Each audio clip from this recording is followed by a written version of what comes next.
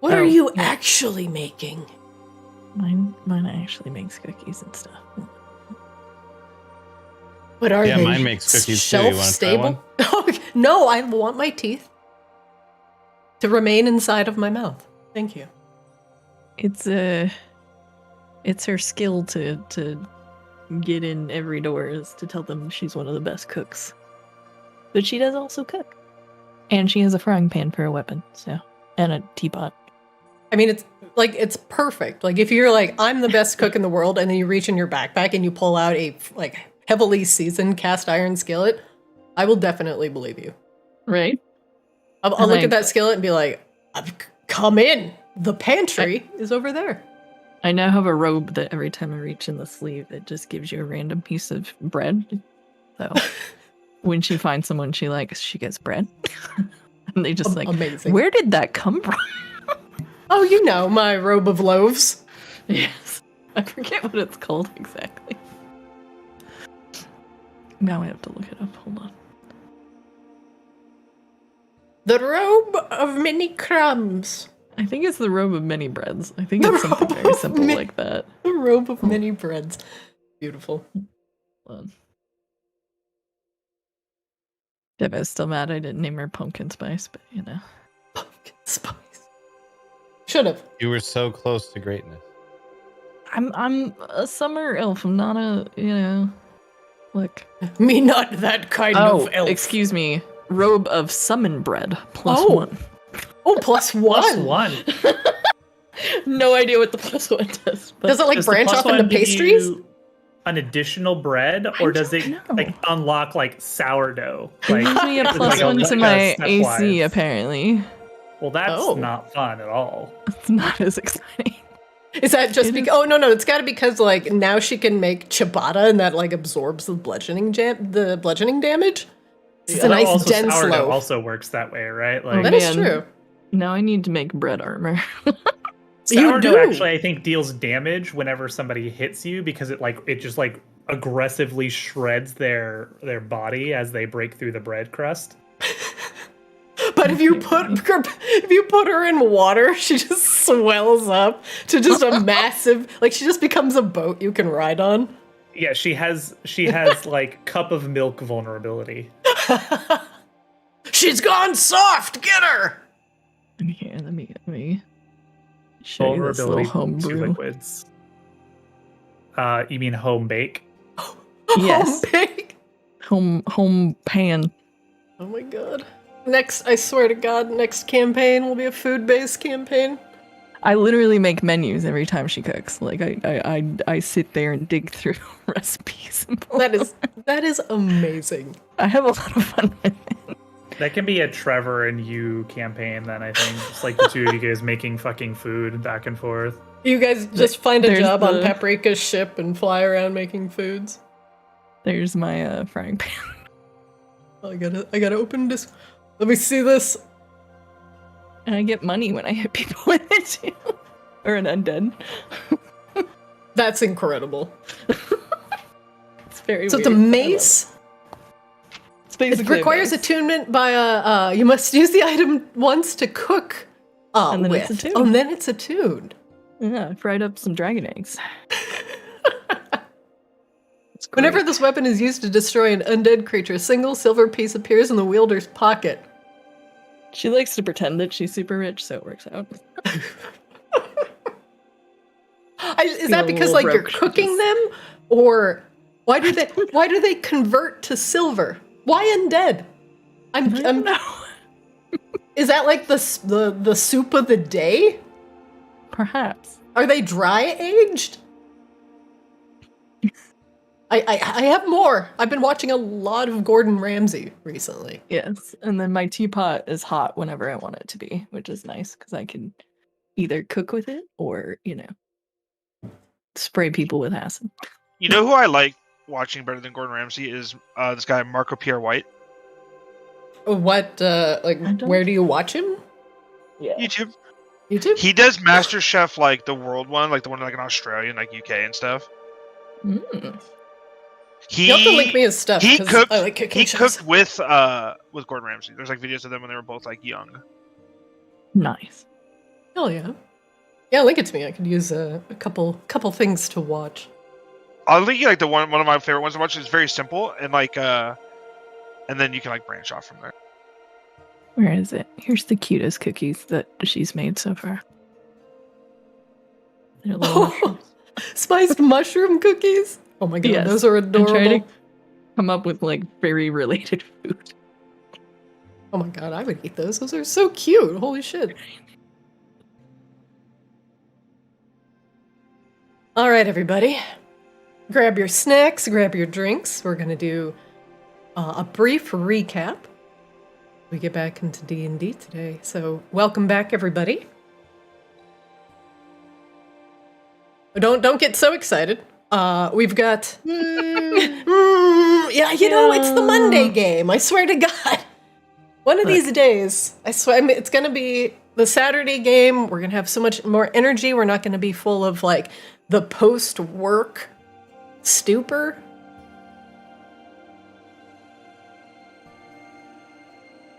Yes. Yes. Until that day. Ahem. I've been Welcome in back. contact with my work's Mr. Tickle Fingers. No! Oh no. Oh no, I went to them about somebody else. That's how bad it got. Oh, shit. Well, I hope Mr. Ticklefingers solved your problem with impunity, as well as our Mr. Ticklefingers would. Just make them undead. And then, everything is easy, because they'll do everything you say. The most unbelievable part about our fantasy D&D game is the fact that we have HR that works for the workers. The people! That's right. The HR of the people. It is! Oh my god, it's a revolution. Speaking Also, of revolutions... Should it be like KR or GR instead of HR? Human resources could be kobold resources. It could... Well, it's not living goblin resources. Goblin resources, Ganassi resources, like... Henchman resources. Yeah, henchman resources is definitely Fair enough. the H in Or the HR. maybe henchman recycling. Yeah, they don't even have to be resourceful. They just need to, you know, persist. Well, anyway, welcome back, everybody. This week on Arctis, previously on Arctis, the gang does a coup. As you all decide to liberate Maginox's docks of the Thieves Guild that is currently growing in power because of the houses that were quickly collapsing. It seems like a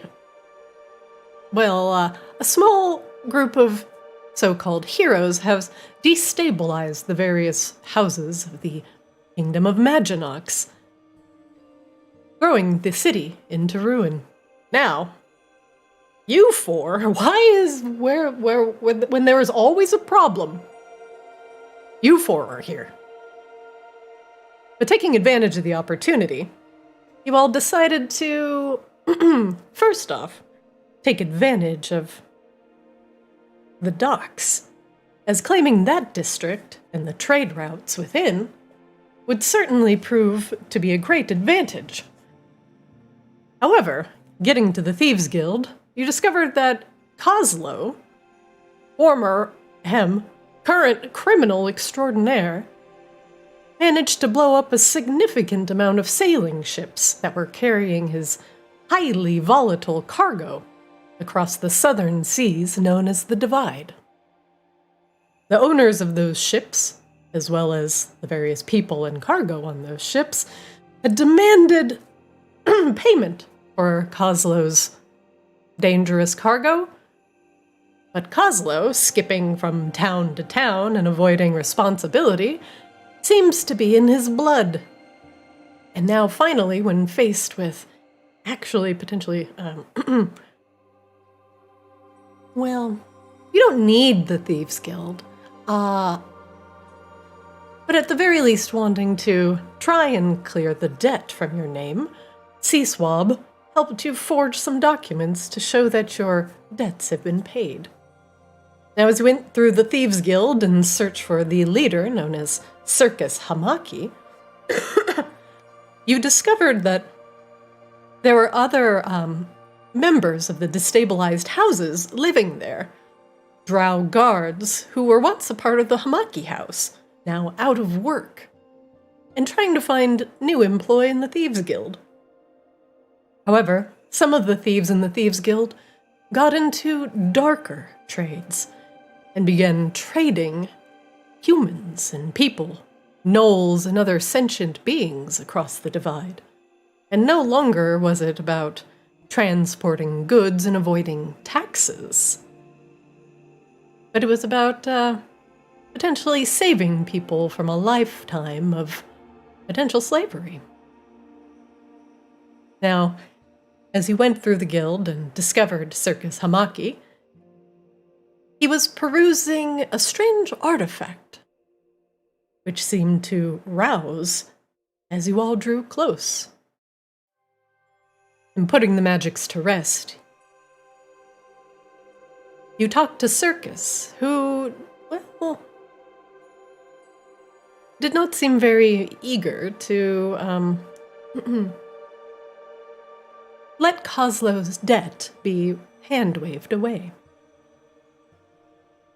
Some of the people within the Thieves Guild you spared, and sent them out to the streets of Maginox.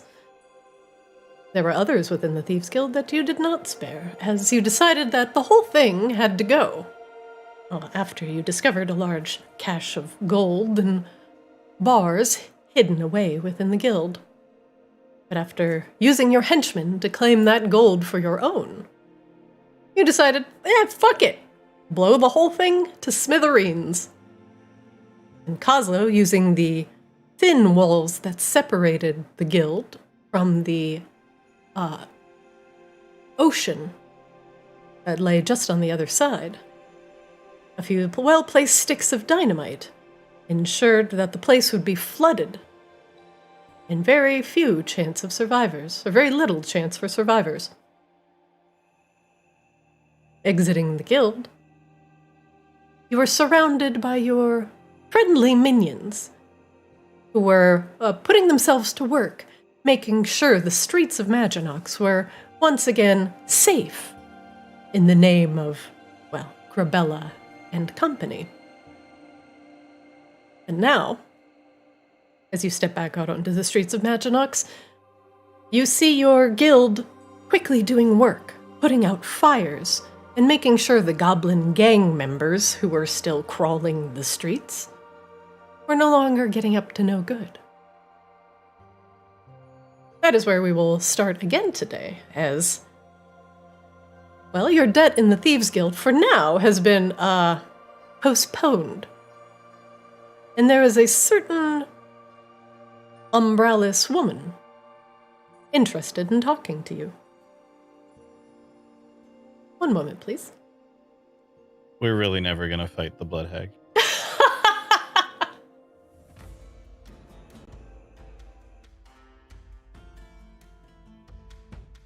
Pocket blood! Sound like pocket sand? Cha-cha!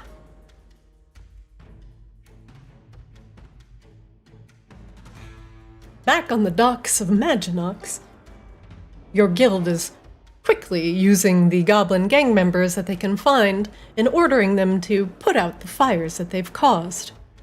And slowly but surely, the chaos around the docks is coming to an end. Don't know why it's being very slow to load for Kozlo, but come here. Everything's so dark.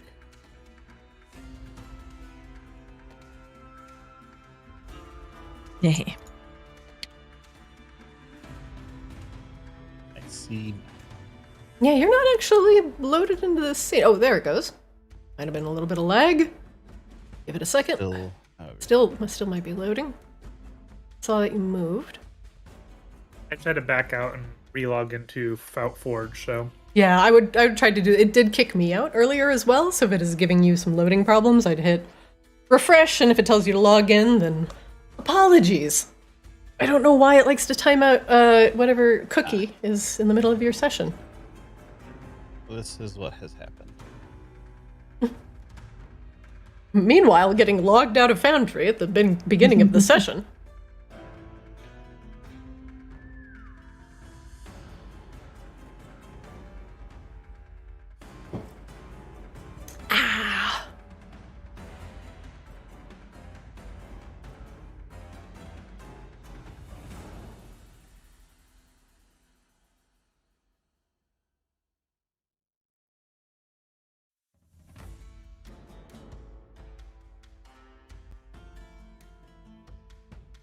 Hooray, I can see things. Hooray!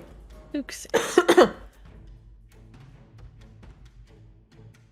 Back on the docks of Maginox, you, your gang, and your loyal corpse hound Meatball are surveying the relative ruins of the chaos around you. Everyone seems to be busy ordering around gang members to put out the fires that they've caused and put away some of the things that they have pilfered. For now, the docks seem relatively within your control. And even the gang member in front of you, who seems to be pacified by Meatball, who's growling at it, bearing teeth from various owners. Sorry, Christina. You forgot also our new horror otter. Oh, Yes, we do God. have a horror otter.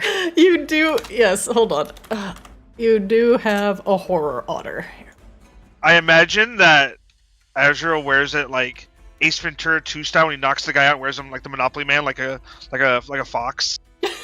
Yeah, no. But like the otter, but the otter's for it. The horror otter is definitely draped across Azrael's shoulders right now. Absolutely.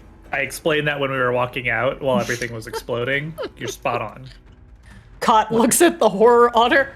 Oh my god, what the hell is that? Does it have another hand for a tail? That is terrifying. We also have a trash whisper. You do have a junk shaman with you. There. Yeah. I couldn't English that in my brain. A trash goblin? Or trash goblin? Yeah, that one.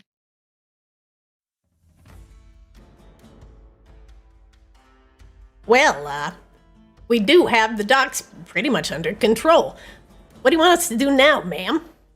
Cot addresses you with a pseudo salute. Well, she kind of looks at everybody else. No one? Were we that Monday today? All right, hold on. My headset's about to die. I don't know. I only kind of really thought it through the murder part. This is really Kozlo's thing, right? Yeah, he definitely, him and C-Swab, I think you're gonna be, worried about the dock stuff, because they're better at, shipping and, that sort of thing, you know? C-Swab finally gets to look over at the docks now and takes a deep breath in of the salty air and is just like, ooh. Kind of throws up a little in his mouth, but is trying to enjoy it. Wait, the throw up or the docks? He's trying to enjoy the docks in a moment, like breathing it in and feeling like the salty air in his face, but it kind of makes him kind of dry heave a little bit because the seasickness. But Whoa, it's okay, buddy. Are you feeling all right? And he pats you on the back. Brad, how can something you love so much be so rude to you? I know that feeling, buddy. I know that feeling. Oh, that's kind of like Kozlo with milk. Because you don't like milk? I don't like anything that comes from a cow. I was just trying to establish Kozlo as lactose intolerant, but there we go. We can also go there. It's not that he's lactose intolerant. He just doesn't like cows at all. Bovine intolerant. Damn it. That's a type of lactose intolerance, I think. Yes. I believe you can also get some kind of pill for that. Well, ma'am, we can spend some time around here cleaning it up, but hey, if we want boats to come back to this space, we gotta show that it's safe, right? Yeah. So, if you want, we'll get to work. We'll patch up some of these roofs, put out the rest of the fires that we got going on, and we'll start talking to the common folk. Tell them, yeah, hey, you guys can come back. Your places are safe. And if they want some additional protection, they can pay a little extra tax.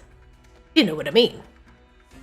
Yeah, C-Swab, you know anybody they should, hit up first? It might, jump into the situation sooner rather than later. Or maybe somebody we could offer a starter, tell all of your friends that things are cool again deal. Well, I'd have to check the ship's logs of what's been coming and going.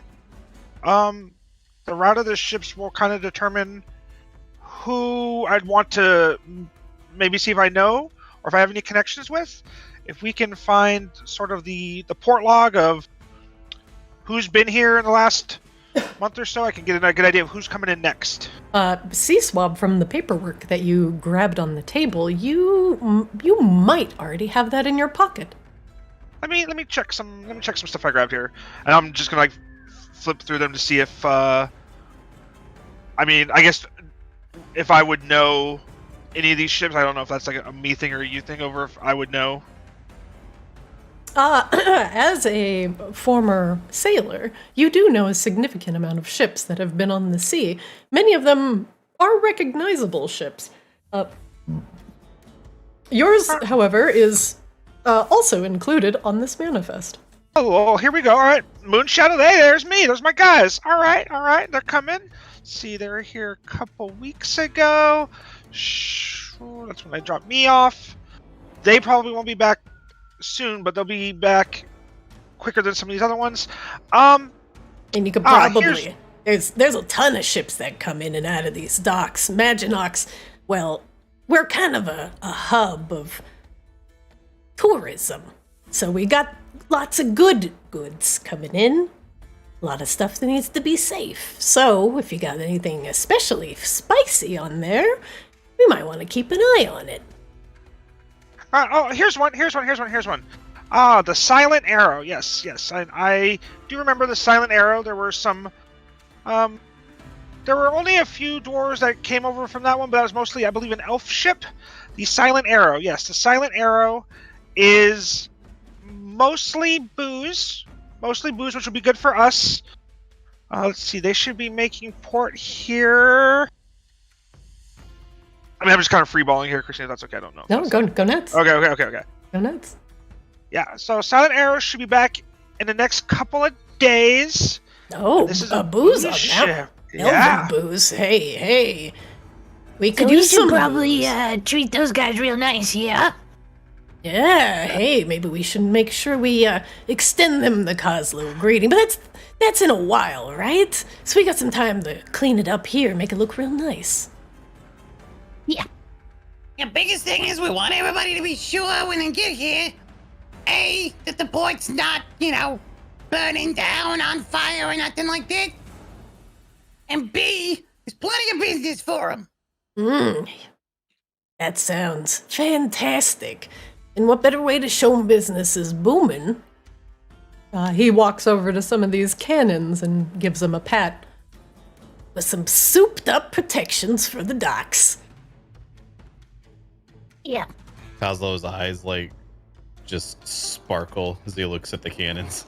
Now, these things haven't been used in years, but I think with Kozlo back in business, we could probably get the right cannonballs for these once again.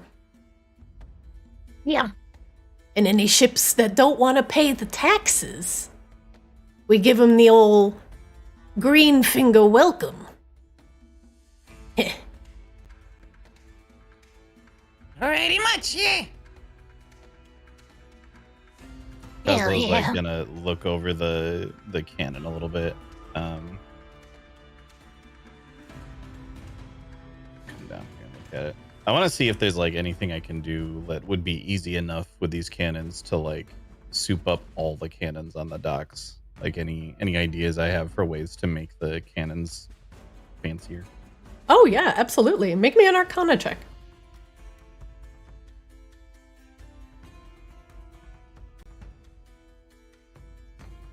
These cannons are very old, and there's an ancient rune inscribed into the base, and you, even with that lower Arcana check, you immediately recognize it as an elemental rune for fire.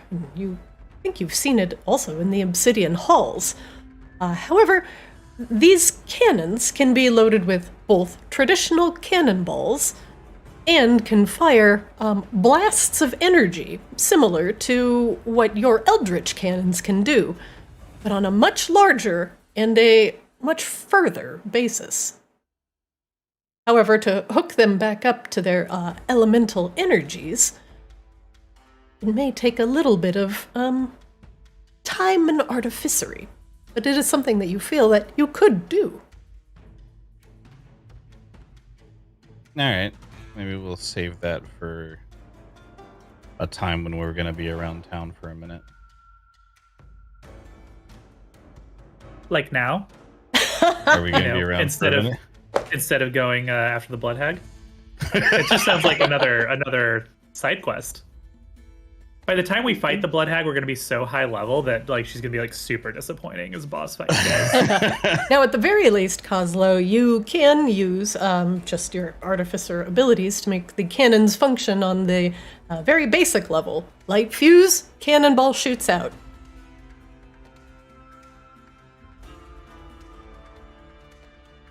All right. I will at least make sure all the cannons are like working and functional and ready for shooting people if need be.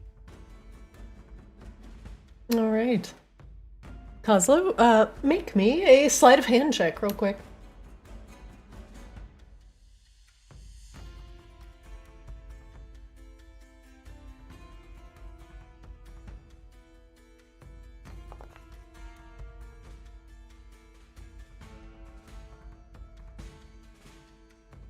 Kozlo, it is easy enough. There is enough grime and leaves stuffed into this cannon that you pull them out. Thankfully, the cannon won't go shooting out the other end. You had enough of the residual interesting oil to lube up some of the parts that have to open in order to get the cannonball in there. But you've got this cannon functioning.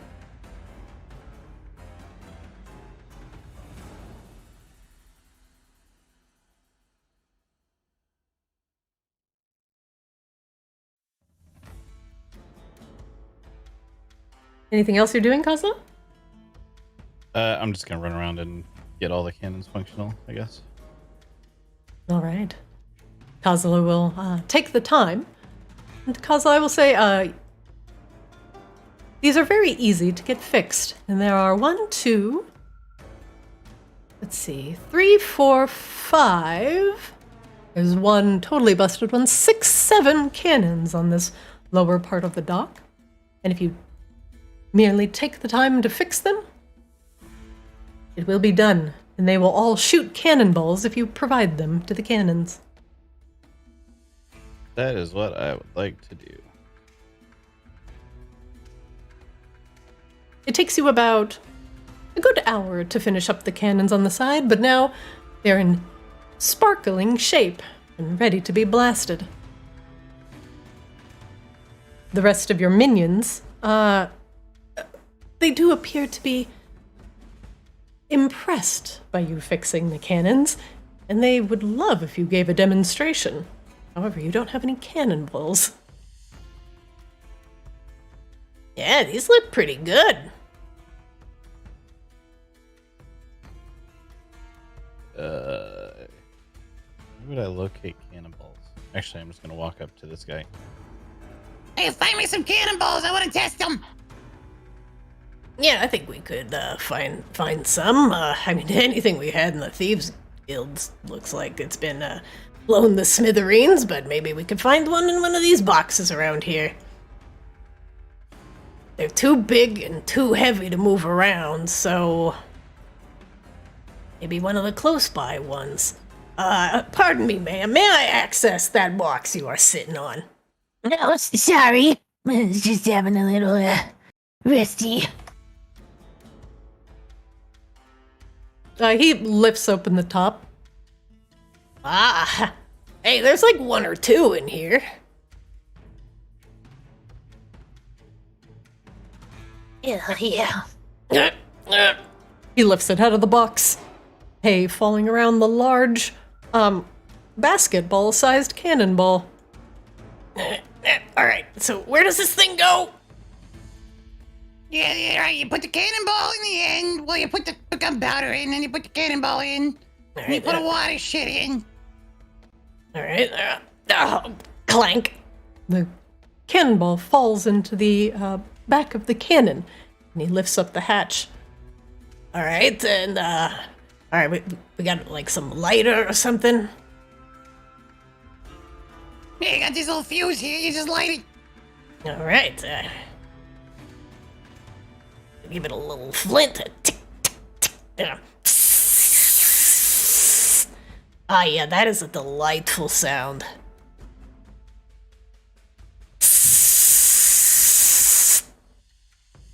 The hissing stops momentarily. Now, is it gonna work? Oh!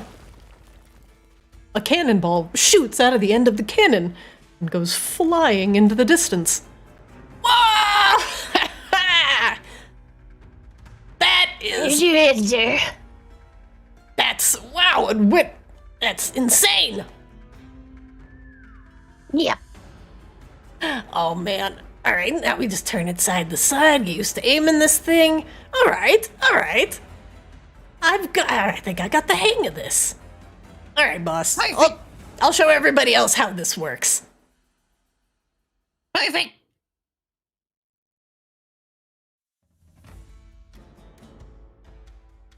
Well, now you've armed them with cannons. So now you're definitely not going to lose the docks from anything coming from the ocean.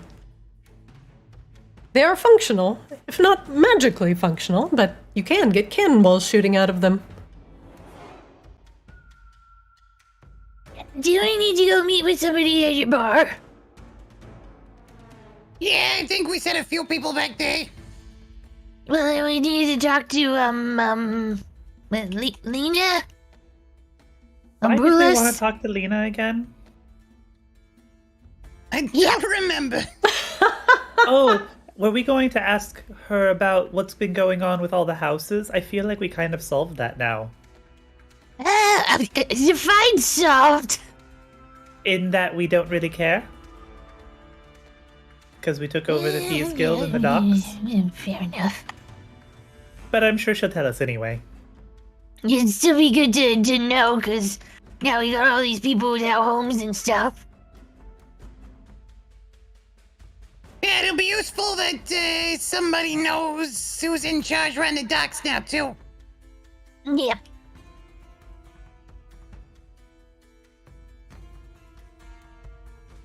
Christina, is it just Yeah. me, or can everybody see my aura? Yeah, I can see I it. can see it, yeah. Oh, okay. I don't know where it's coming from because I don't have the Twilight Sanctuary. I got it. anymore. Doo-doo. Oh, okay. Ba-ba-ba.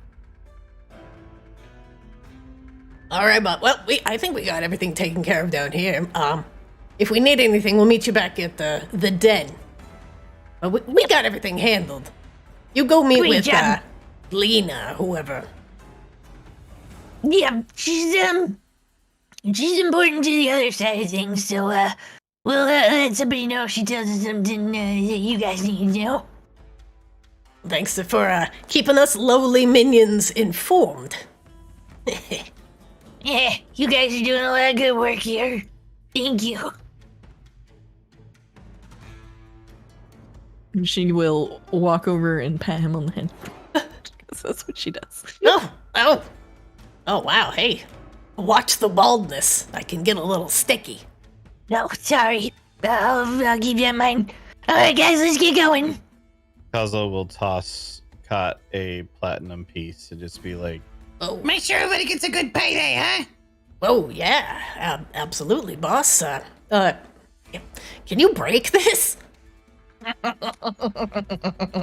will give Wait. him. You gave me one. How do I split? Do you think I have change for a platinum, boss? You think I'm rolling deep? All right. I'll give him 100 gold pieces instead. That is significantly better. He hands you back the platinum. It just hands me a single platinum, tells me to pay everybody. What do you want, a turf war around here? Jeez. You'll get I'm it honestly more eventually. surprised you handed it back to me. Look You got a again. lot to learn still, pal. Look, it's a silver. Just kidding. It's a platinum. Are we at the point where we can, joke? Yeah. All right. Alright, jokes. Great. Wouldn't swindle you. Unless I don't think it's funny, in which case, Oh, but that's completely objective. What if Grabella thinks I'm hilarious? Grabella, you think I'm hilarious?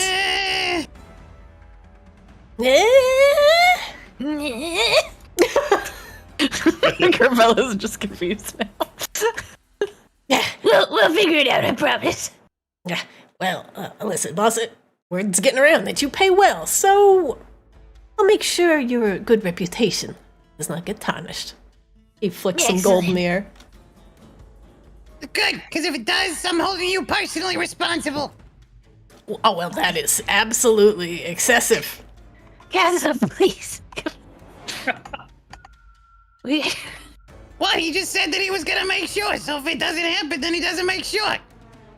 I guess, yes. I get it. That's generally a part of doing business. You just don't have to say the last part out loud. Yeah, that was kind of what I thought too. But you know, he's Kozlo too.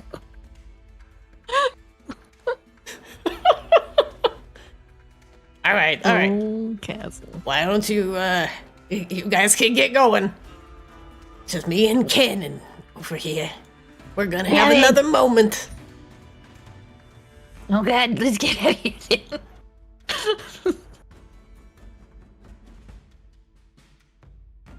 Let him have his little moment. I don't want to be here for that. All right, where do you all go? Back to the bar.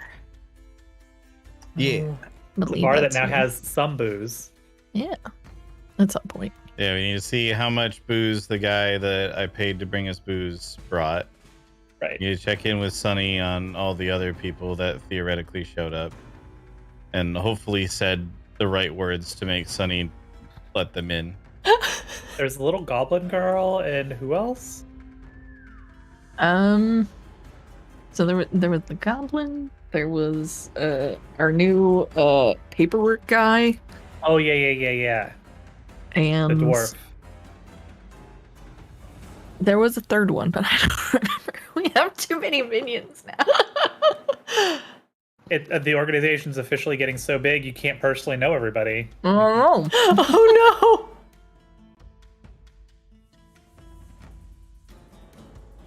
All right, one moment, please.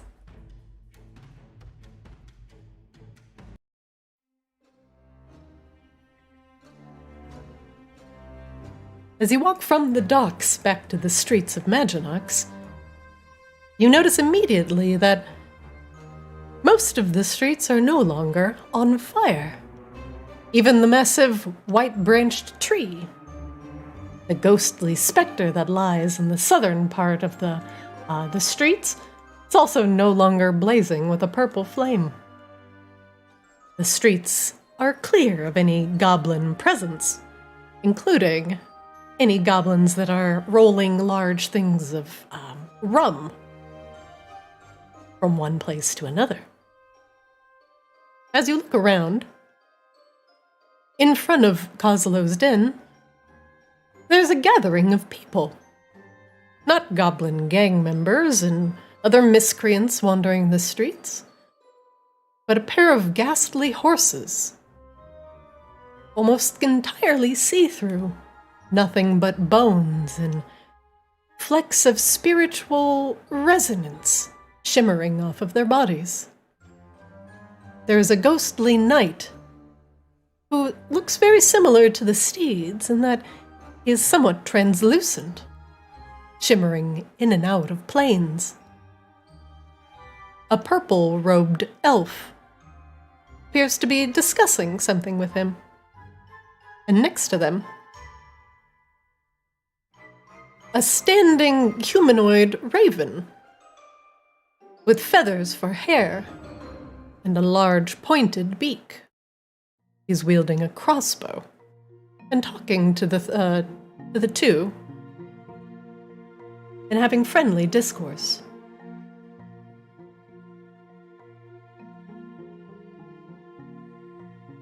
What do you do?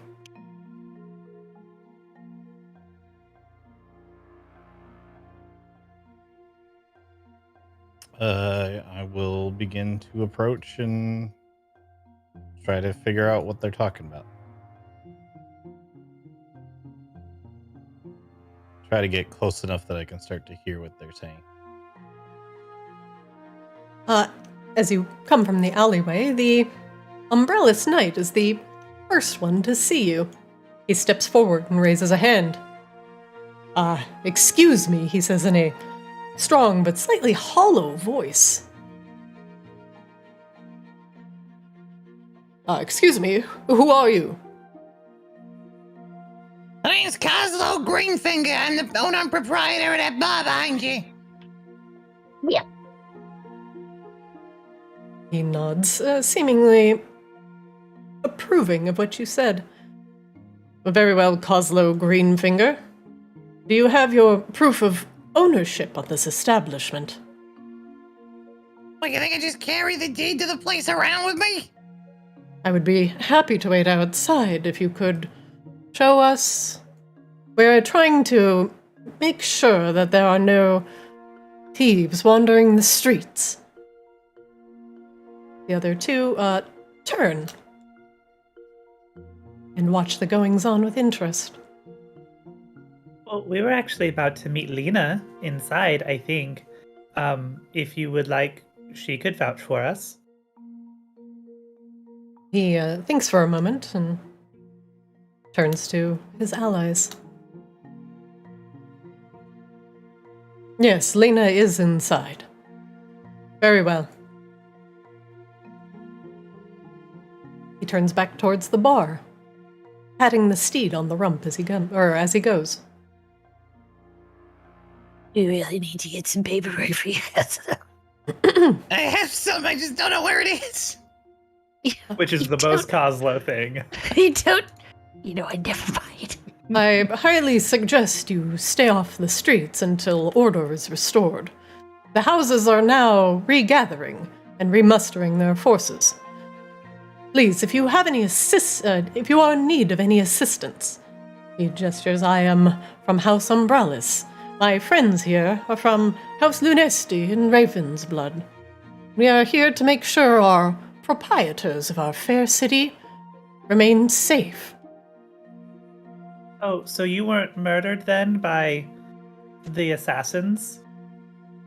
He quirks an eyebrow at you. We were told no. assassins murdered all the houses. Yeah. Somebody told us and a lot of stuff went down like that. He chuckles. A lot of things have happened within the houses lately, but I'm sure that Lena could potentially tell you more. Yeah, that's why we're here. Everybody's so cagey. He shrugs.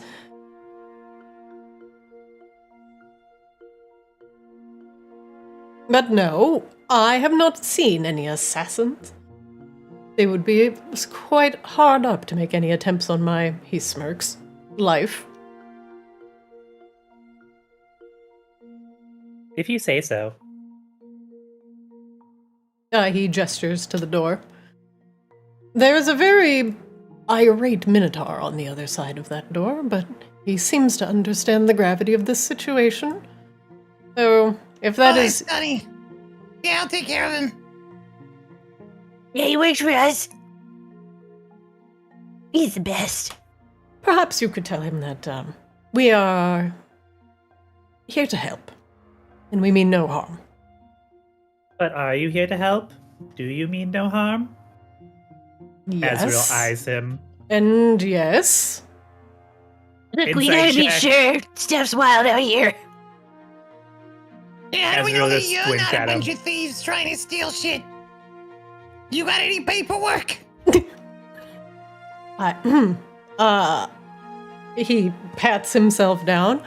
Well, I do have a Umbrella's house seal. He holds up his hand, which is again slightly see-through, but the barest hint of a ring can be seen on one of his hands. Wait a minute. Didn't the goblins say House Lunesti hired the assassins? How do we know you're not the assassins? He tilts his head. House Lunesti. hired no assassins. I am afraid I don't know what you're talking about. Sounds an awful lot like something an assassin would say.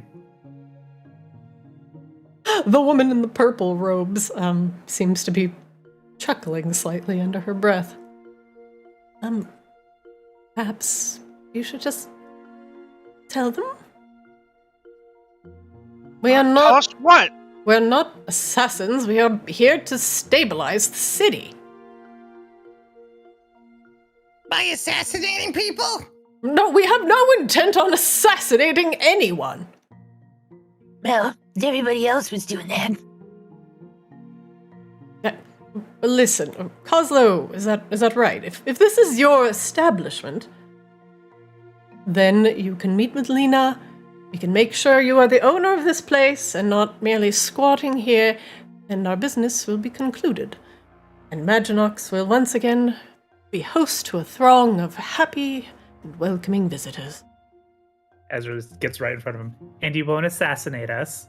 No intentions on assassination. You said that in a very cagey way, but I believe you.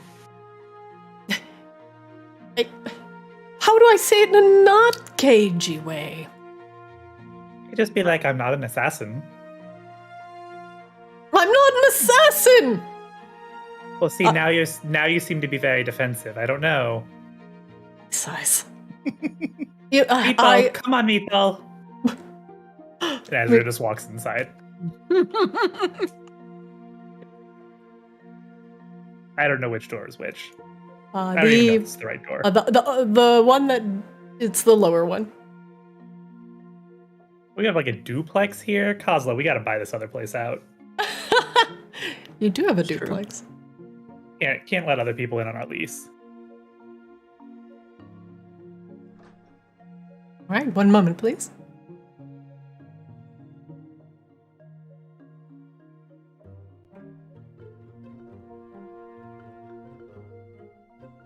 Sonny, did you know there were assassins out there? Oh, hey guys. They said they were guards. Isn't that what you think an assassin would say, though? It is, and they didn't give me the right password, so I didn't let them in. But there are some umbrellans in here that, well, it's really hard to throw out an umbrellan, because you can't really get a good grip on them. They're all slippery, see-through, squeezy. It's squeezy? Yeah, they just, they're like trying to grab air. They just, poof, disappear. I love him so much. But they're in the back. I don't think they're taking anything. But they seem to be waiting for you. Excellent. Thank you, Alright, bud. perfect. The other ones are waiting outside. They didn't really seem like they were in the mood to walk through the walls, so I told them to wait outside. Good job, Sonny. I hope the ones you let in weren't the assassins then. Nope. There was a dwarf who came in, and he told me the right words, and I didn't think he was an assassin. But he took one look at the place, and then he said in a rather irate voice, tell me to come back when there's booze. You know what? That's fair. And then he left. He said this place was drier than a camel's udder. I don't know what that means. Do camels have udders? Did Kozlo's friend not bring you casks of ale and for you to buy? Oh, yeah. I did pay him for his casks. He brought so many that I had to give him an IOU. But it was a KOU, 'cause Kozlo owes you, not Sonny. But anyway, he works so hard. Here, come on, let me show you.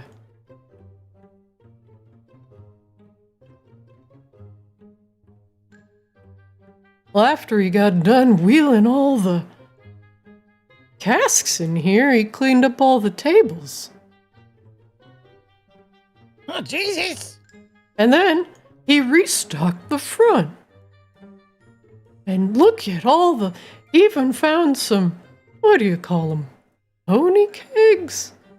Is that because they're shaped like ponies? Or do they hold the contents of one completely ground up pony? But anyway, look at all the beautiful kegs. He put them on the walls and even tapped them. They're ready to go. This guy is way more useful than I thought he was gonna be. Holy shit, maybe we should hire him. I think we did. Well, I think that's yeah, why but- all this is happening. Yeah, I but I hope mean, You like, need a bartender, Kozlo. I helped him lift some of the casks because they were awful heavy, but we got it done. And look at this. There were so many, and a few of them are even marked. I think this one says myrrh. Yeah, it looks like this one's a barrel of porn. what? I didn't look in the barrel of porn.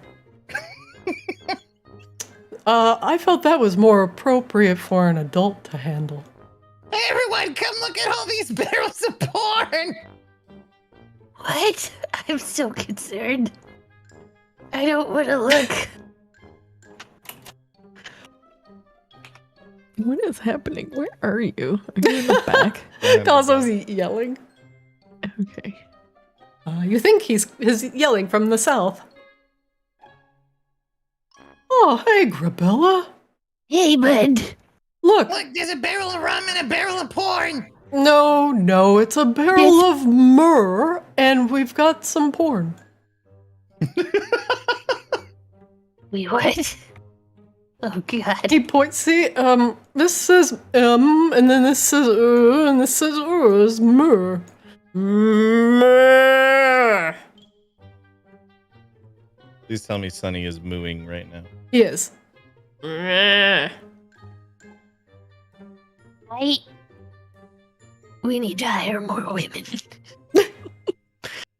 I don't know what's in the barrel of porn, but I'll turn around while you open it.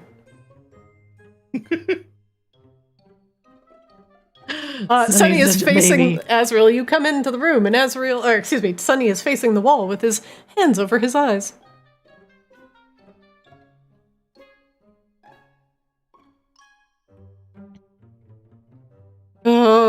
What's in it? I'm waiting.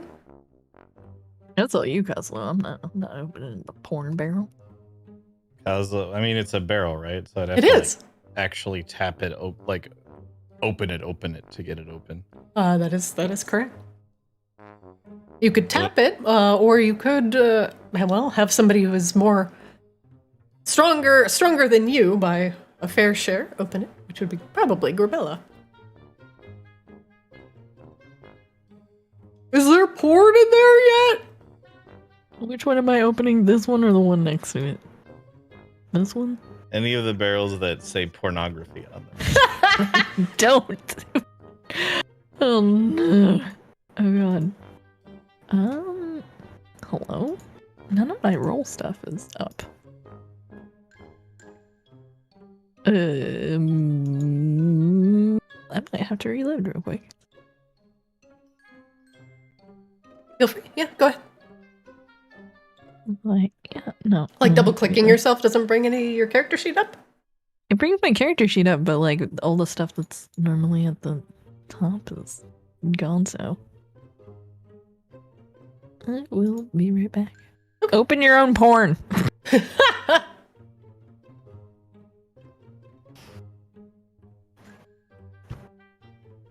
I wouldn't know what to do with it. Sonny turns back around. Oh. We'll figure this out later. What was in it? I didn't open it yet. Bugs? We'll figure it out later. Probably not something that we need to worry about too much right now. Yeah, well, there's a couple more barrels over here, too. I put them in the back. All right, perfect. And then he was probably so tired, I think he passed out in one of the back rooms. Oh, is he still around here somewhere? Oh, yeah, I think he's in the hookah lounge.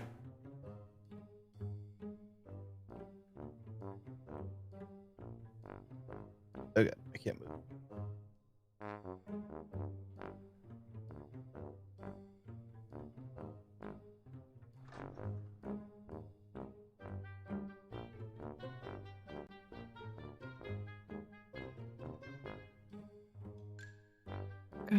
Oh, there he is.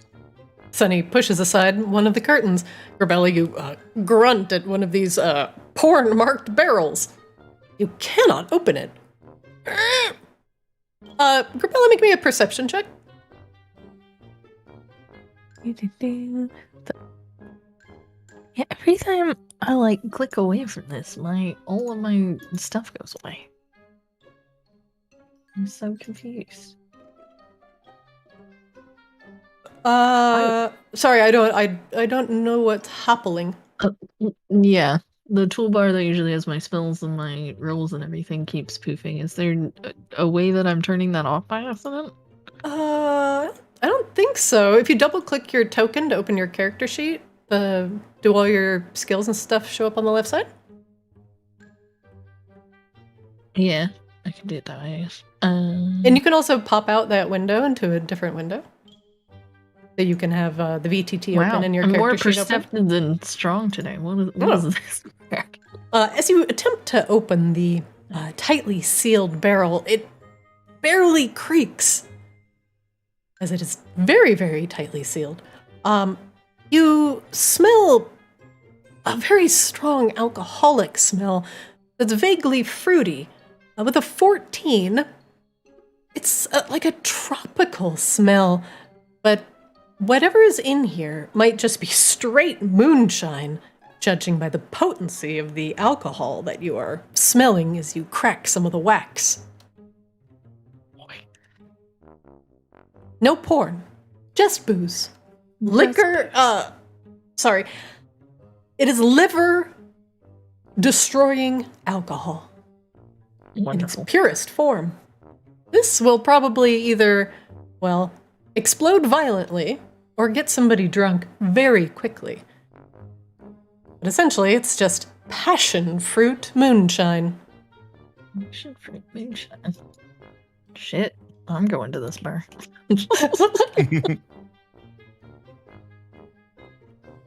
All right.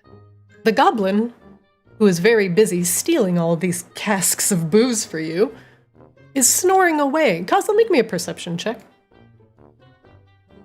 He's like here. Kozlo, he's passed out. I just hear Grabella fighting with doors. I can't even open a door. I don't know what I've done to my fortune. The door looks open to me. Yeah, the door is open. It is not for me. What? What's happening? All right, I'm gonna delete you. Deleted. And then you're back. Well, everything is fixed. Okay. Hello. Rebella, are you okay? Yeah, and whatever that stuff was not porn. It was very strong booze, though. Oh, hey, Grabella. What was in the porn barrels? It wasn't porn. It was like a fruity moonshine, I think. That shit's gonna get people wasted, man. Oh, that sounds even better. Yeah. Why would they mark it like that? That's really misleading. Never mind. Well, anyway, the goblin who stole everything, he's in the curtain back here. I think he's taking a nap. He looks tired. Where did Kozlo go? You can walk through that wall. Oh.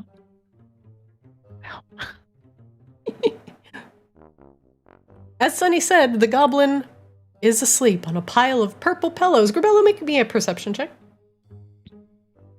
Azrael, you can as well.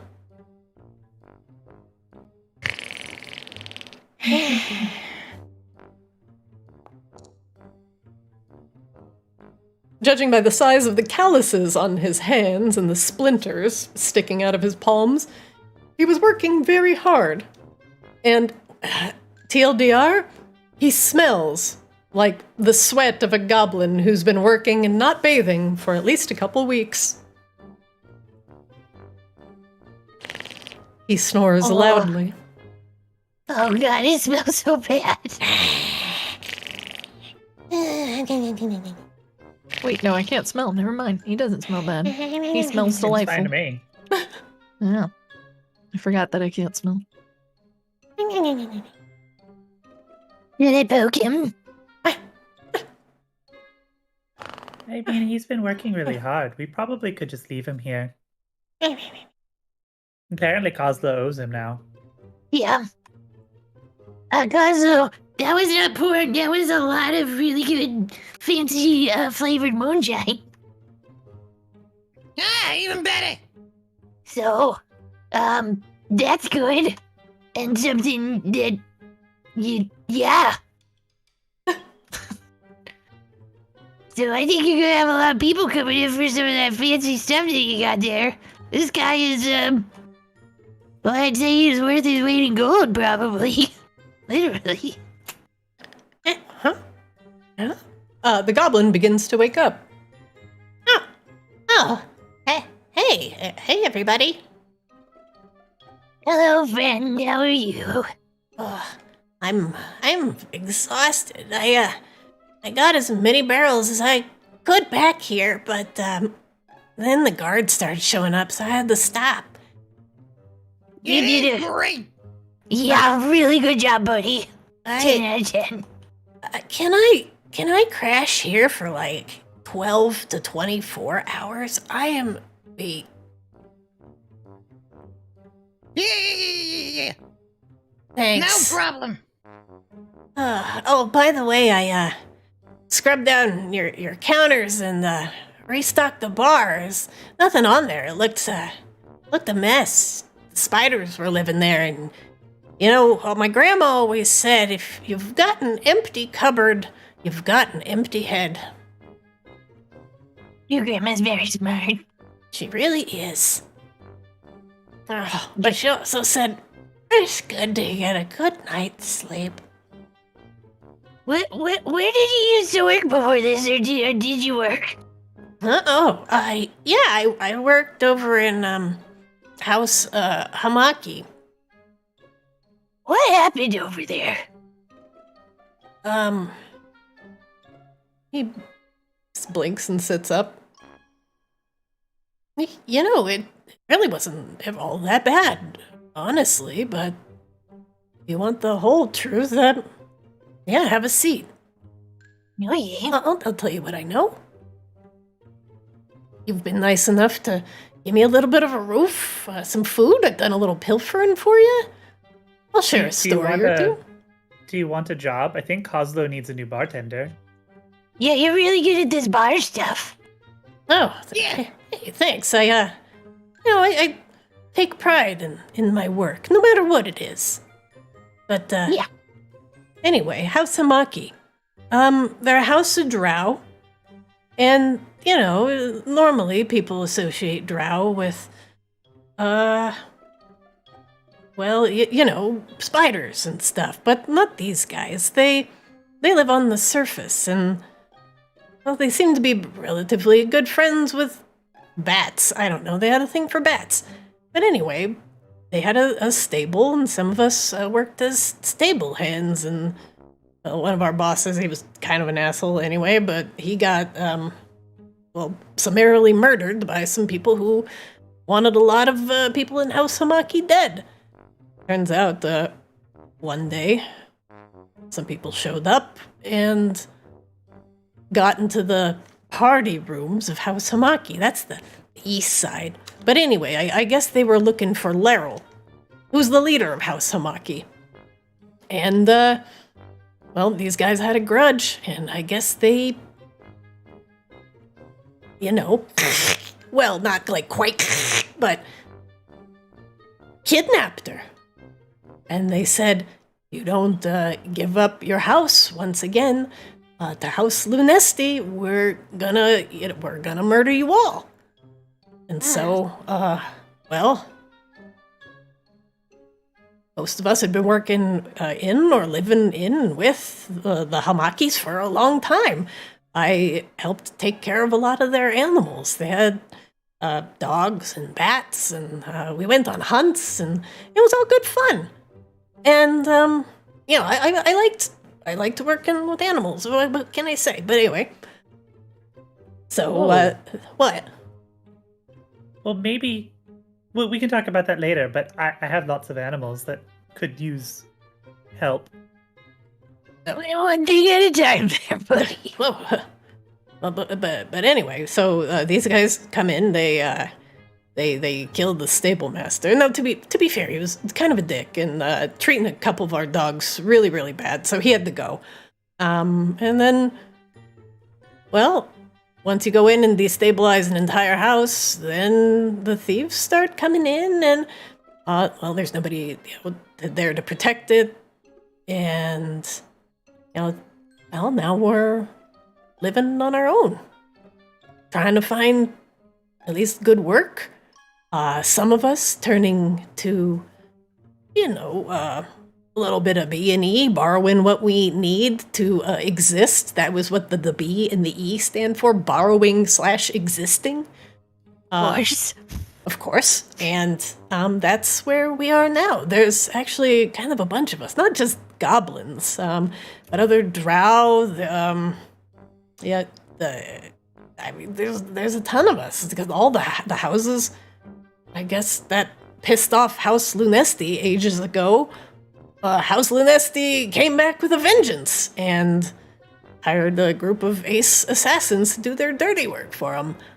And now House Lunesti is trying to put their foot down on the neck of Maginox and say, hey, we own Maginox, so, it's a time of change. Do we gotta say, hey, do we swear fealty to this House Lunesti? And, I mean, half of us, House Lunesti hasn't been around for, a decade, even more. Nobody remembers these guys. And the Hamakis, the Vicadans, they've been bringing in a ton of money to Maginox.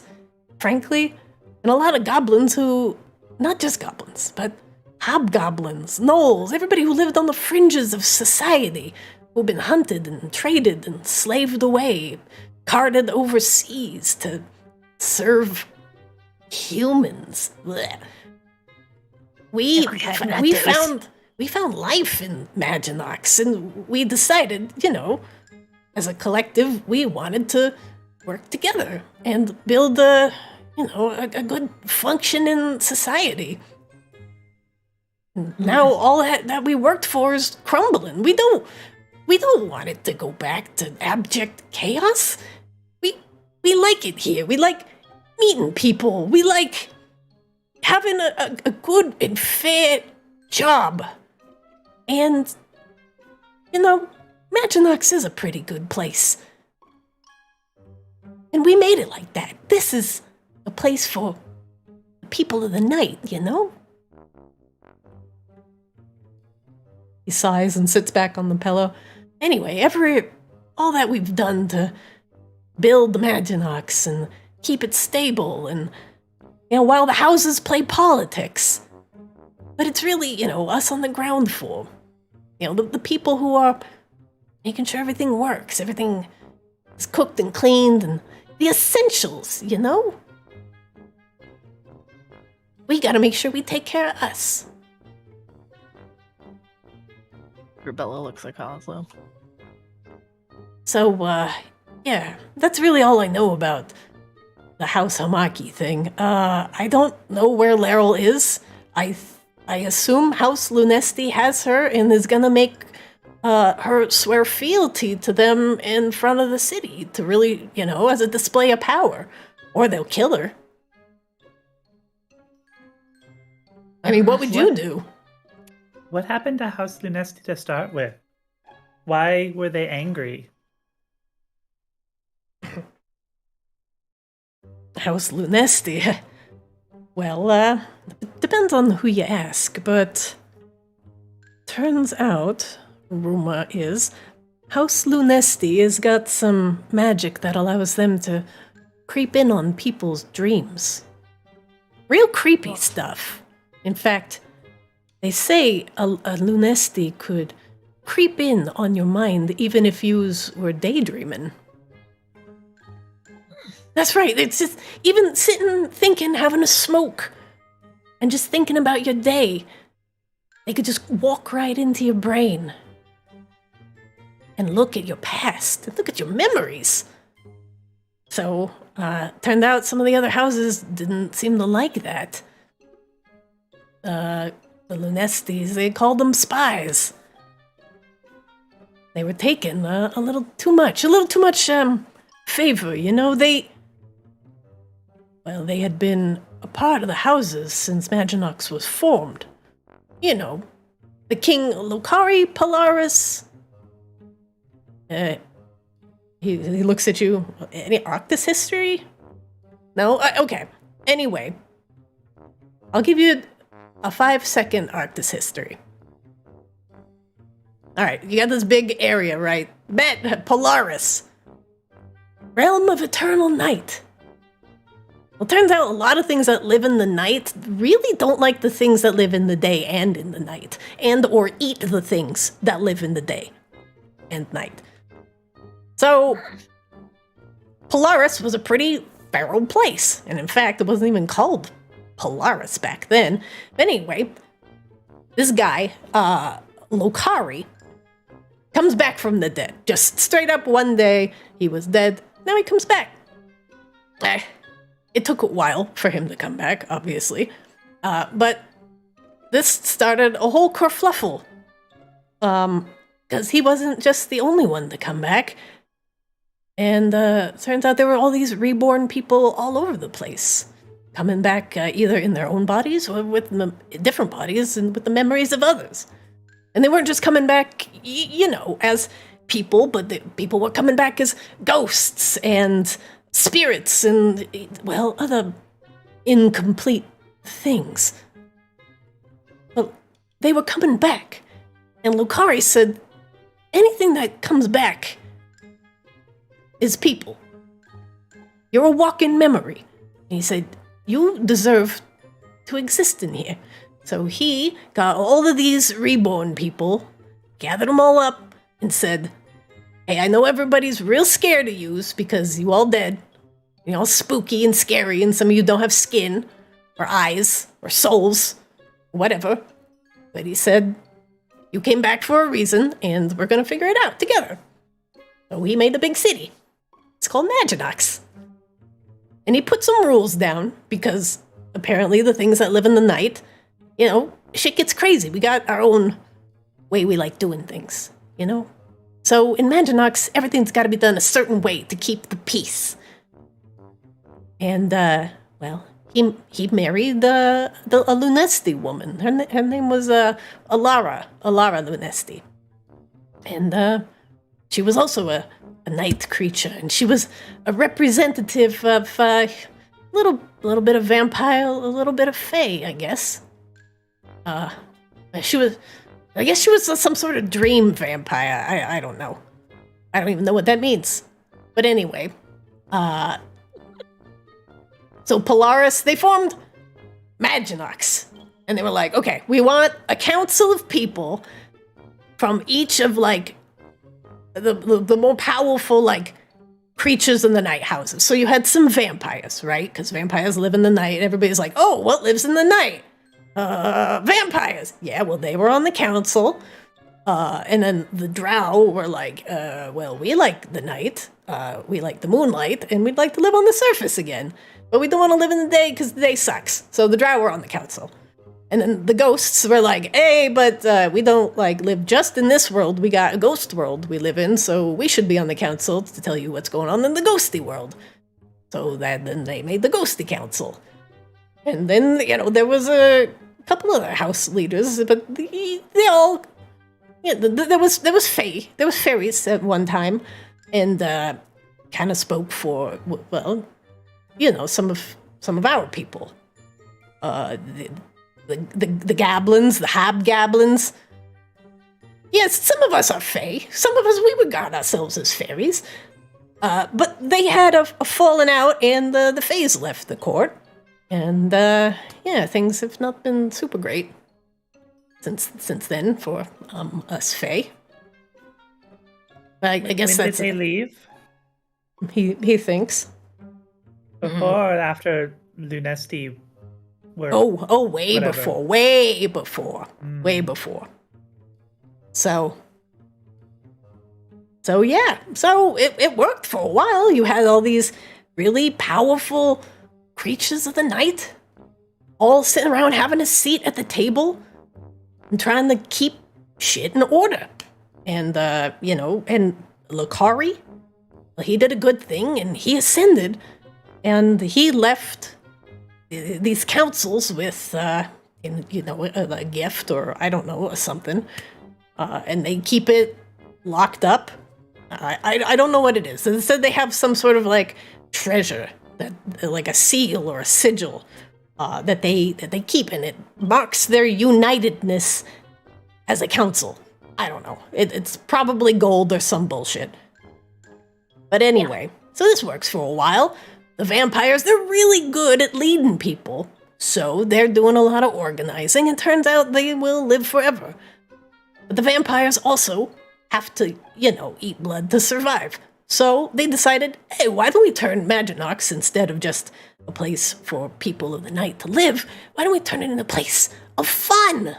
And people could come visit. And we were like, yeah, I mean, that is kind of crazy enough to work. Because none of the other people who lived in Maginox just wanted to be, food for the vampires, right? They can't eat ghosts. Ghosts don't have blood. I guess goblins aren't very tasty, so they avoid us. Yeah, but anywho, vampires thought, hey, why don't we make Maginox like a place people want to come? And so they did. So that's, history of Maginox. Ta-da! Okay. So, anywho, there's been some bit of inter-house drama. Some people accuse some of spying, some people accuse some of, taking too much from the pot. Who am I to judge? I just work here. Right. So Which yeah. you're very good at. Oh yeah. So anywho, so the everybody gangs up on the Lunestis for some reason. Either the Lunestis know too much, or they just see them as way too powerful, right? They're too close to Lakari Polaris. They gotta go. So all the houses rise up against the Lunestis, basically burn down the entire place. The Lunesti, Alara, she disappears. Everybody assumes she's going back into the dreaming. And her son, who I guess is not as cool or talented as her, disappears. And some say he was smuggled out of the city. So things are quiet for quite a long time, but stuff's getting kind of shitty with the Lunestis being gone. Just kind of progressively shittier and shittier and shittier. Gotcha. So, now they're back. And I guess they've got friends. Powerful friends. And, turns out, half the Umbrellans were on their side the whole time. Can you fucking believe that? And, not just that, they got a whole cadre of were-ravens.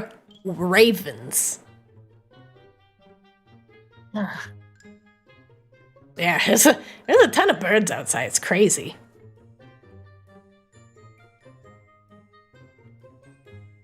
Well, we should go talk to What's-Her-Face, but, I'm assuming, Kozlo, you'll let him sleep here.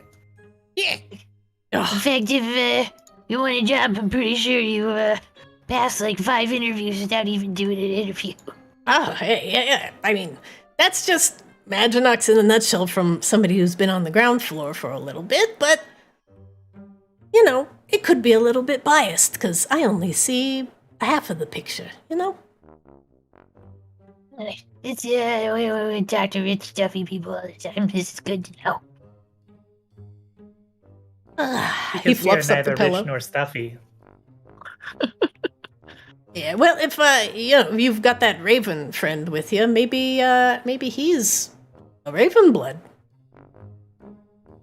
Now maybe I ask him. I don't know. He looks like a bird. I'm assuming he's a bird. Speaking of which, where is Sea Swab? Where? Where is Sea Swab? Seaswab has been going over the shipping logs and the manifests and trying to figure out who's coming in and who he knows. Sea Swab, the manifests are thick with data.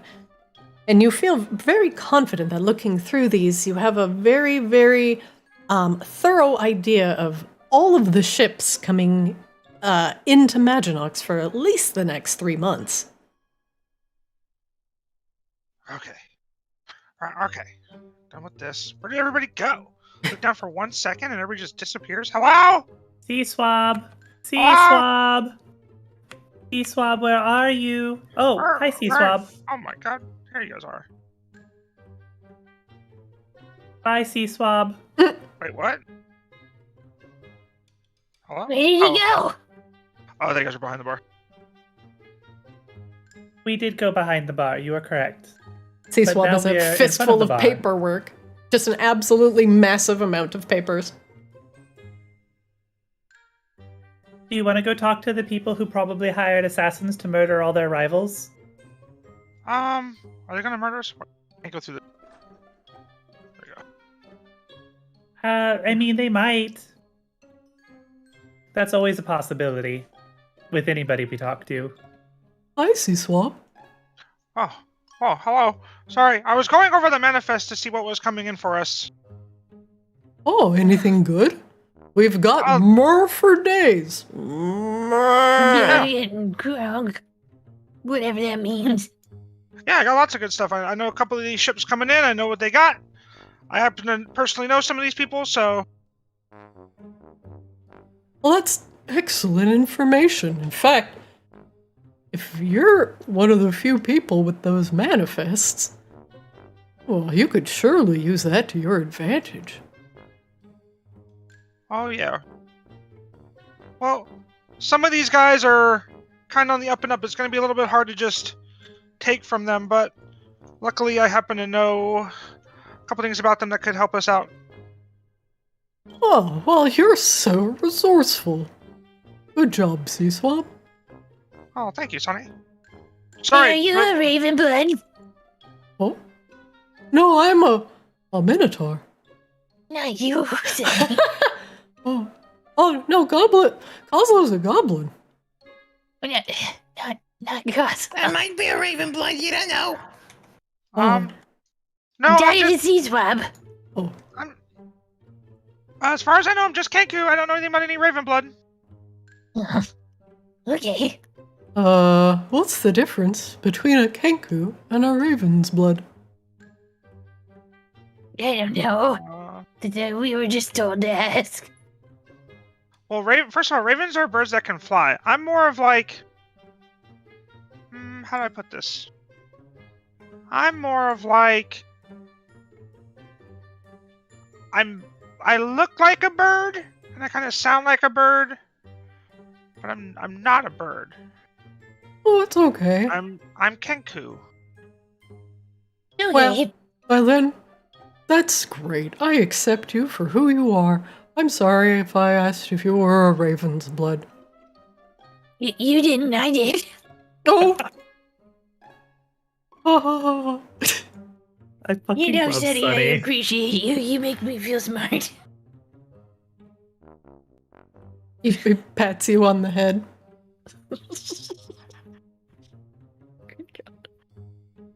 Did we go talk to the people who hired assassins now?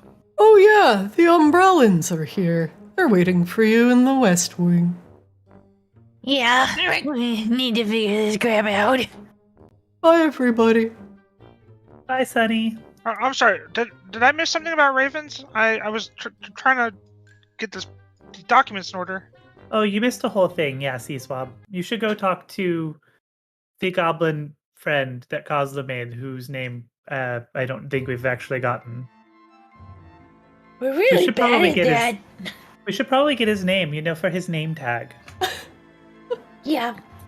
Oh, hi, Lena. I see you brought your assassins. What? Assassins? I didn't bring any assassins. Oh. Well, welcome back, everyone. It's good to see you all. We were told you hired assassins to murder all the other houses. Well, are we opening with this? That is... I'm sorry, a lot. did you have something else to open with? Yes, hello. It's nice to see everyone. I did not hire assassins to kill you all. There, is that good? To start, there's a lot going on. I mean, you did kind of hire us to assassinate Duke Talus that one time, so you have hired assassins. Fair point. I'm not above hiring assassins, but if you are curious to know your place in this new world, then we should have a seat.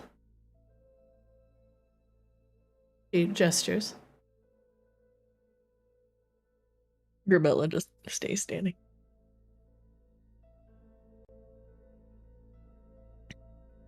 A lot has happened in Maginox recently, and in no small part to yourselves. In fact, some of the things that I have asked you to do have led to this point. In fact, you all, and the murder of Baron Sebastian Styx, put many things into place and started the gears turning. Oh, wait, were we the assassins the whole time? No. Well, yes and no. But let me start with this.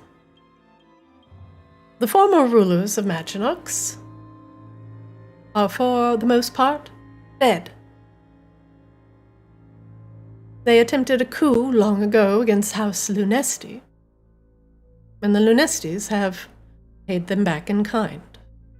However, they have also discovered that these houses that they have destabilized, including House Hamaki and House Vicadus, both have fallen under the influence of less than desirable, fiends. Fiends? She glances Beans? around. Not beans!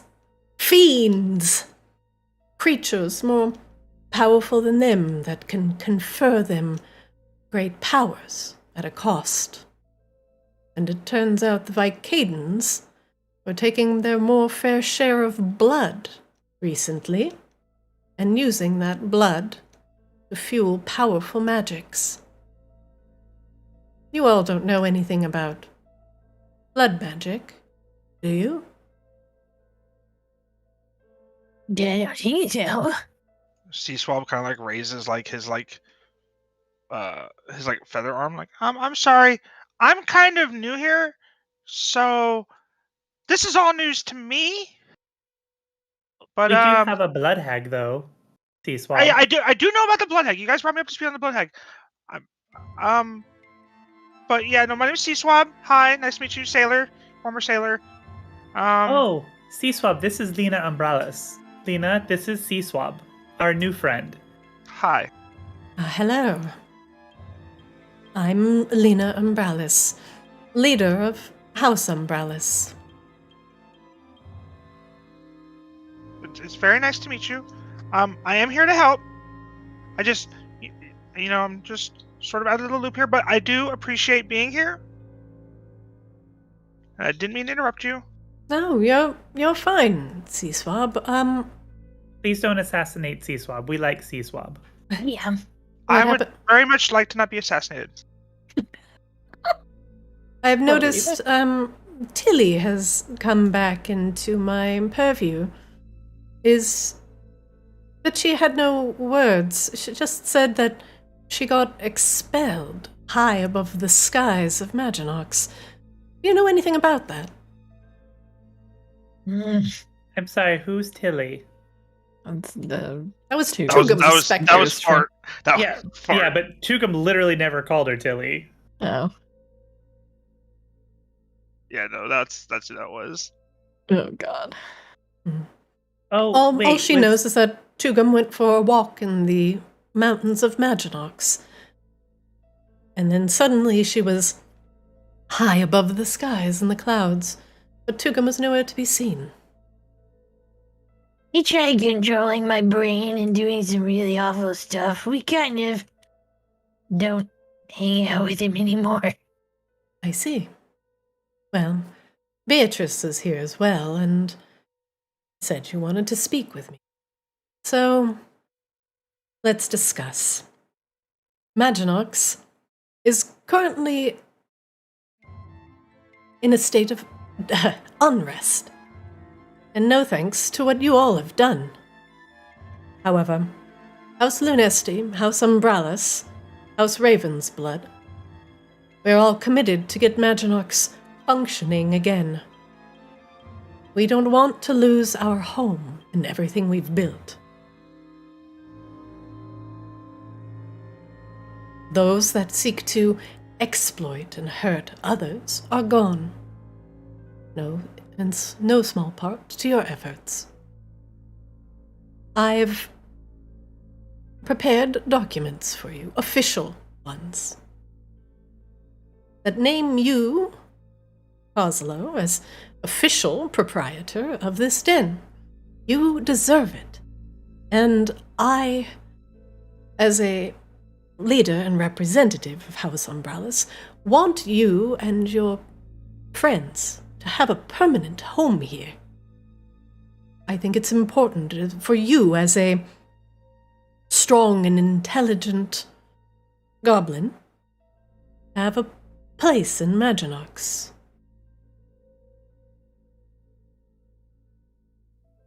Kozlo just kind of nods, not really understanding how the place wasn't already his to begin with. I'll probably fail this roll, but I'm going to try it anyway. Can Sure. I insight check on her? Oh, yeah, that's a fail. Forget it. Yeah, sure. What's It just seems to be like she's buttering Kozlo up, which is unusual. Not that unusual for Lena, actually. I think Lena might have a little crush. God. That's when Kozlo needs another girlfriend he doesn't realize he has.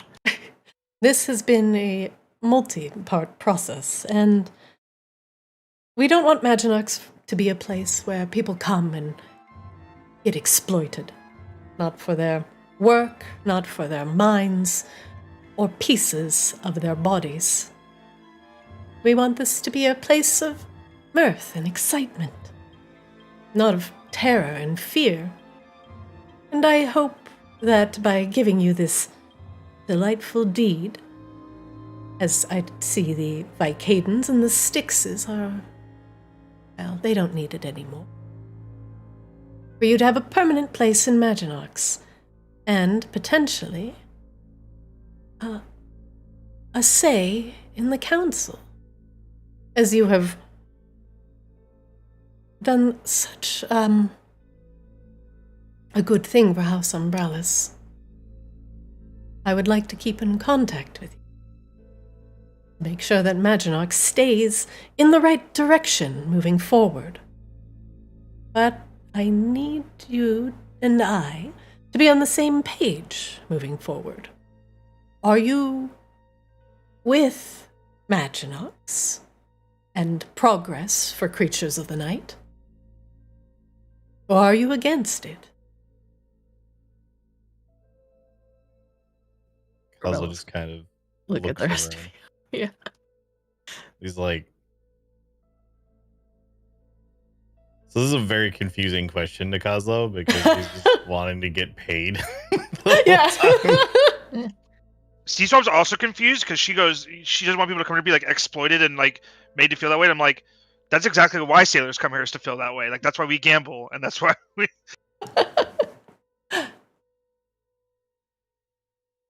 What you doing, Asriel?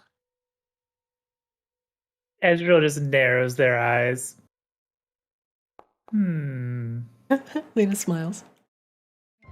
I mean, I guess we need to know what page that is to start with. But if we don't say we're for... That seems like a loaded question. Will you assassinate us if we said no? She tilts her head. No, of course not. But it would be nice to know if we could have an amicable friendship moving forward. We want our businesses to be profitable and work together. And we want camaraderie. And we want the goblins to have more of a voice in the council. We miss a strong voice of the Fae, of the people on the ground floor who know what it's like. She looks over at Kozlo. To work hard.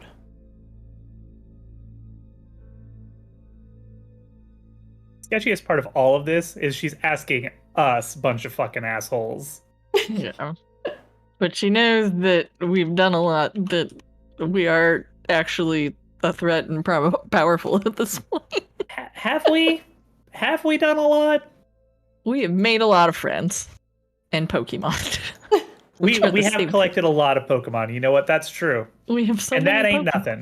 nothing. Exactly. I think we could have a very good relationship moving forward, Kozlo. And in fact, yes, C-Swab, was it? C-Swab?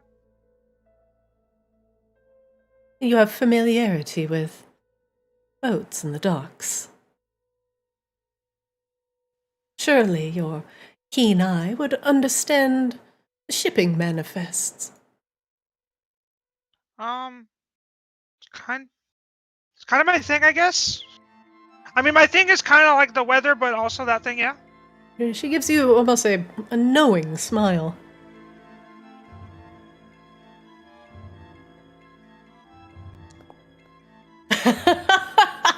I don't think she's gonna make this one. Yeah, I think we're finally gonna get somebody to crack, because I can't fucking do it. Oh, thank fuck for C-Swab. C-Swab, she or some Umbralan has definitely been spying on you. And if they're ghosts, that is potentially terrifying if they can go through walls. Nothing like having a specter over your shoulder. A specter spectating? a peeping specter. Oh god. That's even worse. In I guess fact, I wouldn't really know how to like articulate that to the group in a correct way. Like I wouldn't know how to like RP articulate that very well, I guess. She definitely I don't know, would you just say like I'm not sure how I would play this one out in terms of like trying to inform people. So here's the deal. We got a lot of problems going on right now. We haven't had enough people or resources or things to deal with stuff. And some of these problems will become your problems if we don't have help with it. of course, what are friends for? What are your problems, Grabella? Tell me. And I shall put forth the might of House Umbralis to help you. Oh, we only found out that, there's some blood hag that is ending up with prisoners from... What's the name of the place with the drow? The jail was called Lavare. Vicaris is the city. Prisoners from Vicaris, amongst other things. The jail is called Lavare. And the blood hag is probably showing up at our other location very soon. That's not to mind the fact that other Urkanasi are getting really sick. Because something's wrong with the Earth. Which is gonna affect everyone. So there's some weird shit going on. And the reason we haven't been checking in so much is because we've been dealing with all of it. I don't think you have a problem with us checking in with her, or you guys checking in with her. She's definitely been checking in on you guys.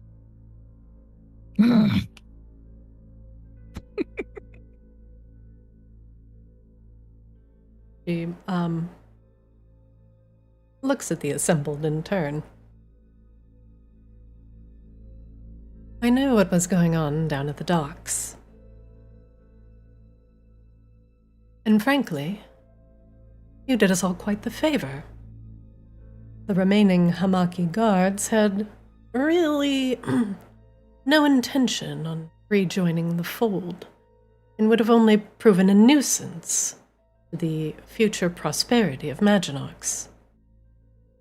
But I see you, Kozlo, as a resourceful young man, one that understands the importance of business relationships and open discussions.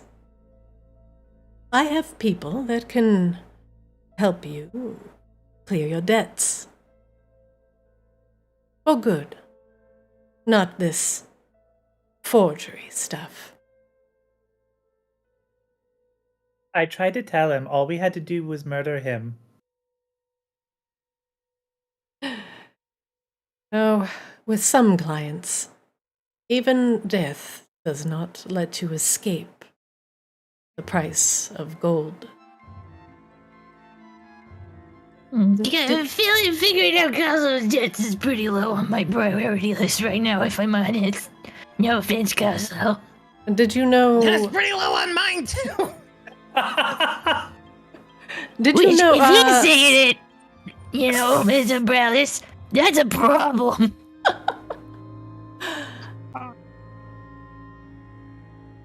Some of the debtors even require not the retrieval of the body, but the retrieval of the spirit to truly mark the end of something's existence. In this day and age, Kozlo, merely exiting your body temporarily is not enough for some.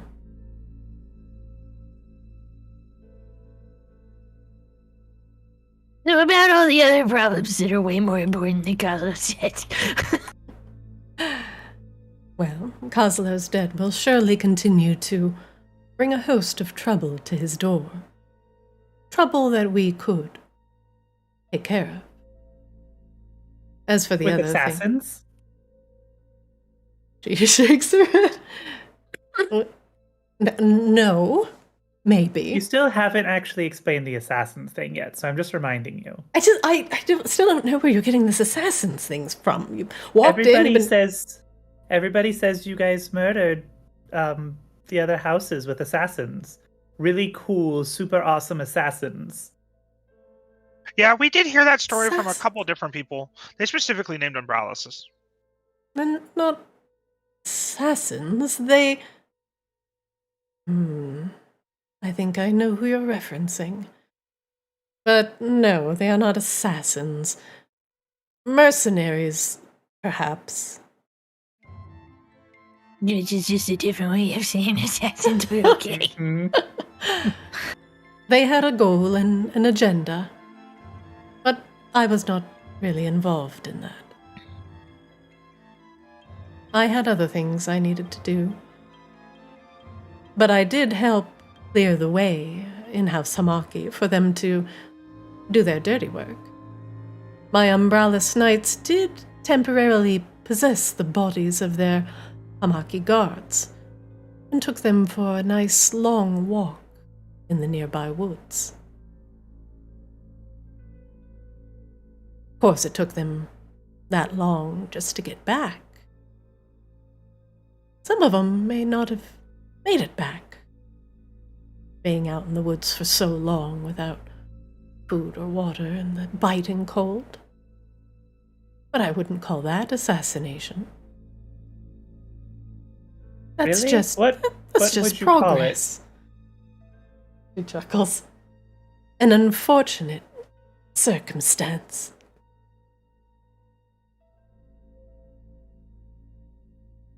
Lena got real fucking scary since the last time we talked to her. So they went for a little walk. And House Hamaki fell.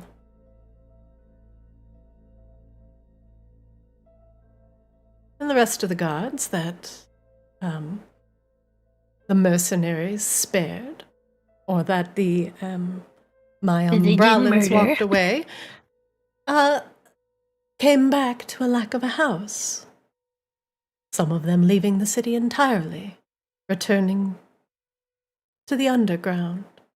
Some of them joining the Thieves' Guild, which you summarily blew up. And they were kind of assholes. A concentrated pile of trouble getting in the way of progress. And just judging by Kozlo's actions, I can see you all did the right thing. There's really no room for a Thieves' Guild in Maginox. We don't need a Thieves' Guild. We can run this city properly.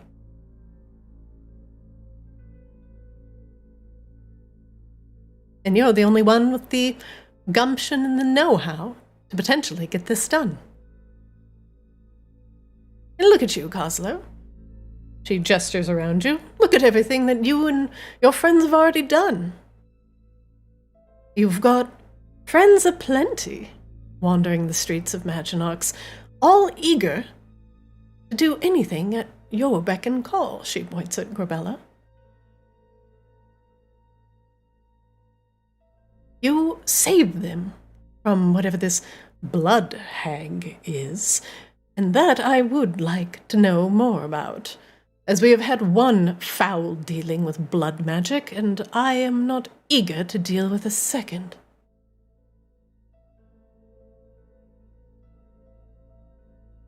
Well, what are we thinking, boys? But if you want our assistance, then you need to be forthcoming on what side you are playing here, Kozlo. Are you carving out your own little piece of Maginox for yourself? Or will you come sit at the table with those who are really willing and ready to lead Maginox into a new age? I really want Kozlo to say one specific thing right here so badly. I don't think I know what it is. I want Kozlo to say, I'm playing all sides, so that way I always come out on top. I think that's what he's thinking, but this is a loaded conversation going above Carbella's head. So. Yeah. C-Swap's like the little kid just sort of sitting there like, saying a bunch of shit means not a whole lot to me because you guys made all these deals before I got here. I want the people flowing. I want the boats moving. And I want this bar full of people. What do you want, Kozlo? Yeah, pretty much that. So it's pretty straightforward. So long as our goals align, I'm happy to play ball. She nods. There? Just, well, let's make sure it stays that way, eh? I agree.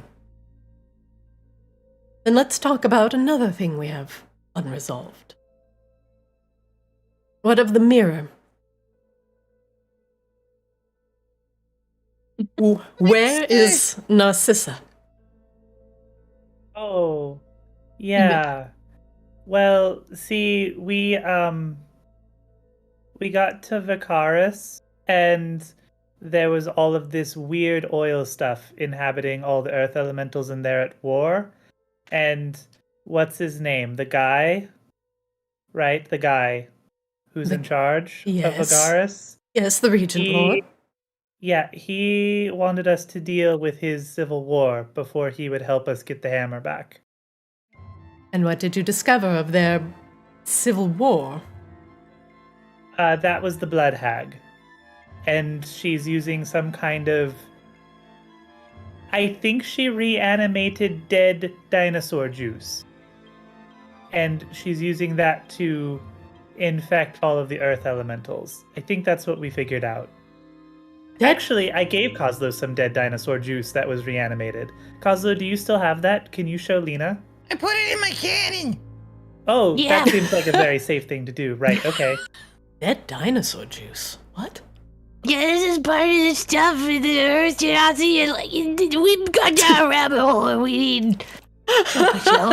Dead dinosaur juice? Oil. Dead dinosaur. You know, oil. It's made out of, like, dead things from really long time ago, dinosaurs. The Apparently black she found some way pungent to... stuff that erupts from the earth.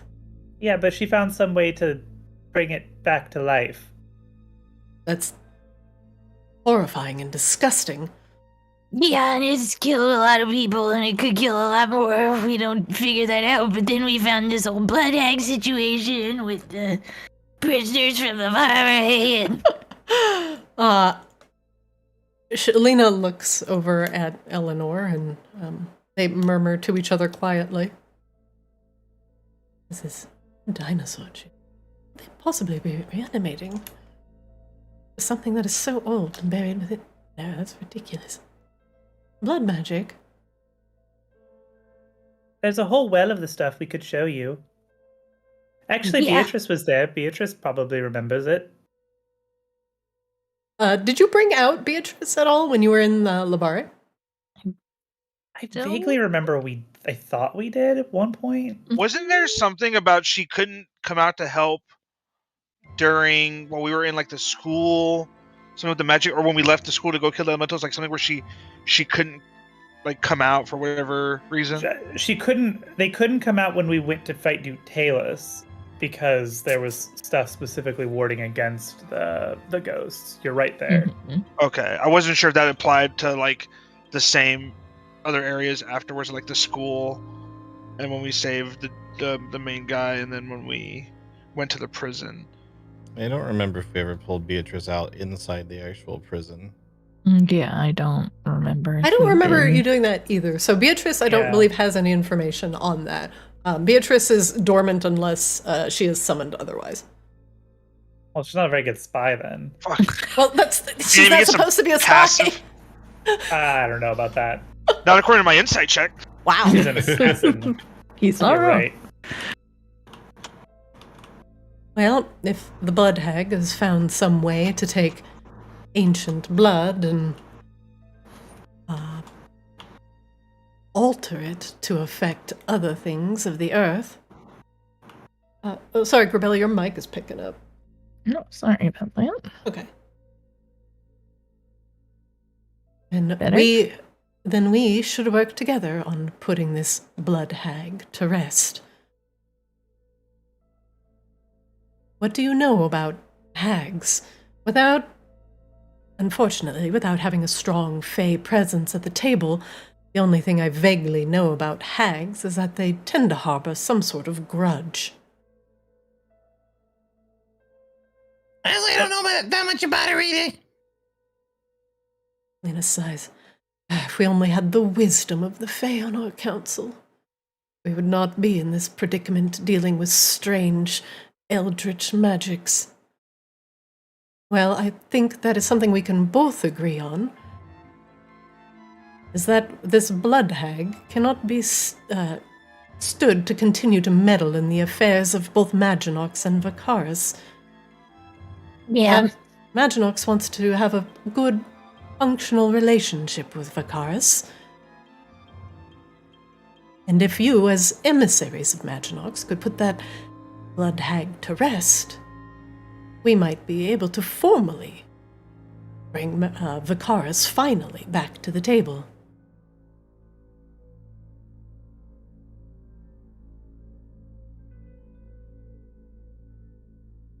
I don't know. I feel like there's maybe something else we could do.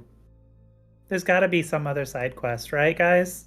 No more side quests. Well, Please. If we kill the blood hag, and you tell the Regent Lord of what you've done, then he can finally give you the way to open the vault of Vicaris to retrieve the Obliteratus. Yeah.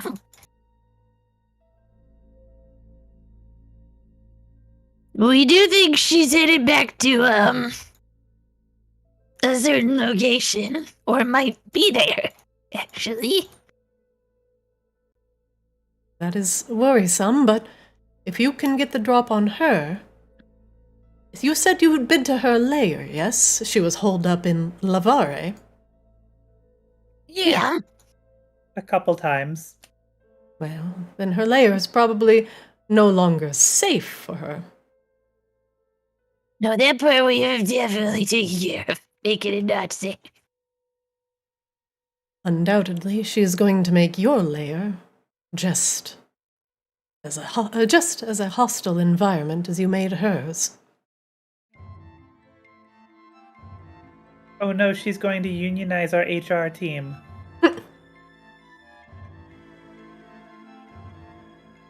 Currently, my knights are working to restore the general order of Maginox. We're checking in on all of the shopkeepers, the people who have boarded themselves up, in order to escape the chaos. And the other houses are making sure others are all right. In the city, we're letting everyone know that they're safe. Our resources, unfortunately, are stretched very thin. Do you think you can manage defeating this blood hag? And We've then kind of been avoiding it because we're a little worried we can't. You got anything you can send in that ain't a person as reinforcements? I wish I had more. Shit.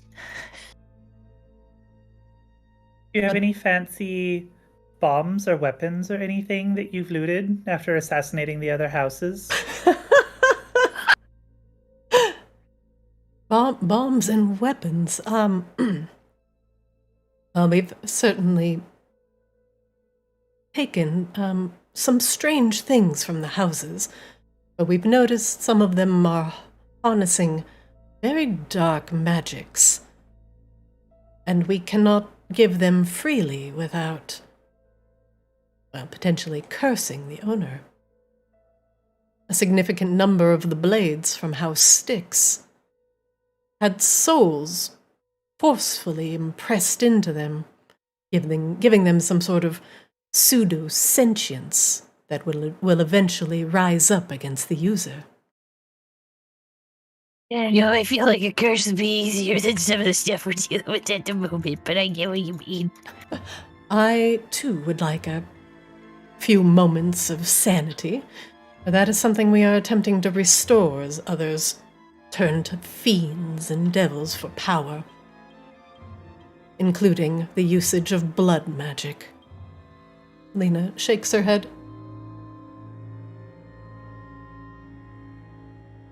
For the good of Maginox and for you, let us see this blood hag gone. And then we can come together with the Regent Lord of Icarus and see to it that he opens the gates of the vaults for you. She nods at Beatrice, and I will ensure that Beatrice and Tilly will be in attendance. Who's Tilly? A fellow Umbrellan I had sent with you initially, but has now returned to me.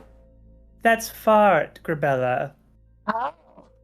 Yeah, he never called her that. He never called her Tilly. I'm sure that's so surprising. Yeah, you really can't tell why Tugum is no longer part of the crew. He seemed like one who would be more beneficial on the other side. Well, if you recall, we did leave him sleeping up on an inhospitable frozen mountaintop. Not sure how he made it back to the tavern. Oh, Lena. so you leave someone up on an inhospitable tavern mountaintop and it's okay, but when I do it, it's, Lena. Yeah, for the ring. I leave a few hundred drow guards in the frozen wilderness. You leave a few hundred drow gods in the frozen wilderness nude, and it's a bad thing. Wait, why were they nude? What were you doing with them? Lena's never gonna want to talk to us ever again after that. Honestly, I'm surprised she still does. This is going about as well as it always has. It's true. Like, I think Lena just has, like, absolutely no friends. And, like, we're just the best she can do. All my friends are dead. Take me to the edge. They all got stripped naked and left out in the field too.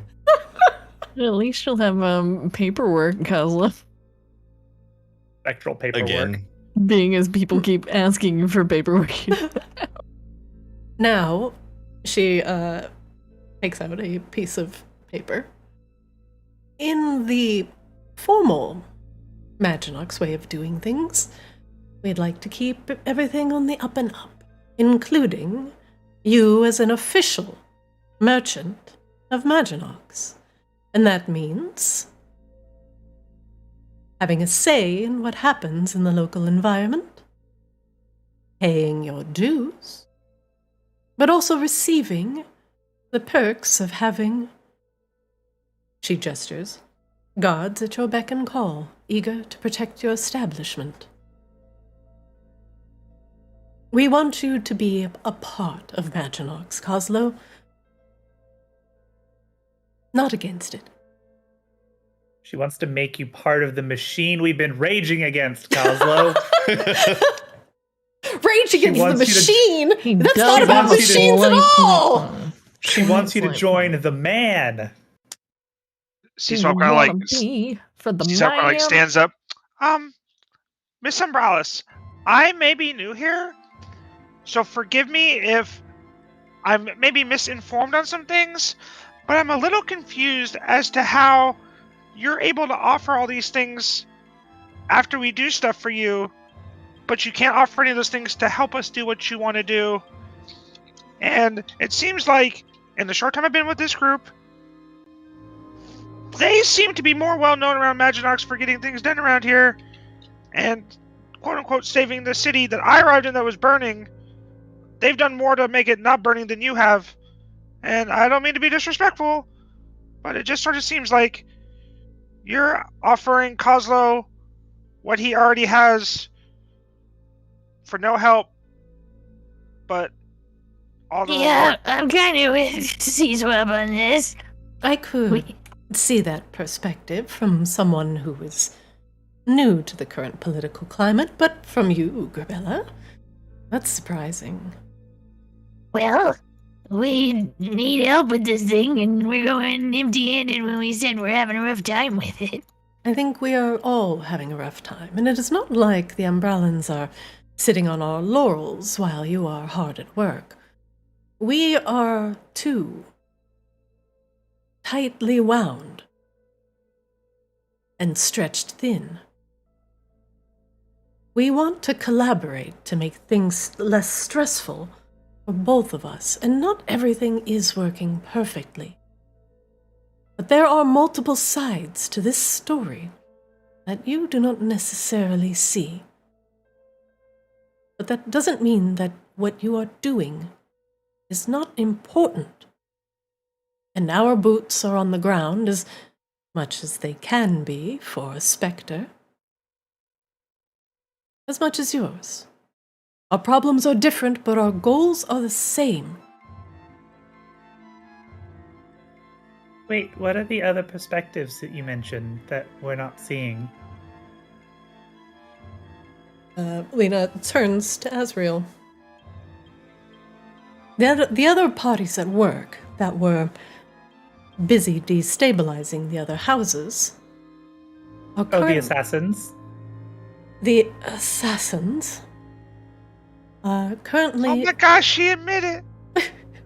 currently working with the Lunestes in order to formalize the new ruling houses of Maginox. This includes the Umbrellas, the Raven's Bloods, the Lunestes, and we hope to once again recognize the presence of the Fae at the table. The were creatures as well, the ones that change forms under the moonlight, are also welcome at the table. What about the goblins? She looks at Kozlo. What about the goblins? I think I already said I'm cool with, like, working together. Oh, does Kozlo get a really big fancy hat? Kozlo suddenly seems very interested. Put that in the contract right now. Kozlo needs a really large fancy hat. Yeah. I would get him a very large and delightfully handsome hat. Whatever you like, Kozlo. Perfect. As long as it's in the contract, Kozlo, since apparently everything needs to be contractual now. Let's just say the things that I'm telling you that need to be done are not things that I do not want to do myself. I need your help as much as you need mine, and in this time of strife, you can attempt to carve your own path, Kozlo. But note that you will be on a very small island. And there are a bunch of very hungry sharks around you. Sees Bob leans over to Ezra. Has she helped a lot already? Because it seems like she didn't really help you guys with anything that you guys have told me. It's sort of, well, not entirely true. She did bring me back to life when I got cut in half one time. Back to unlife. I mean, okay. I mean, how much work is one life worth, I guess? But I mean, I appreciate being made whole, I think. I'm not really sure.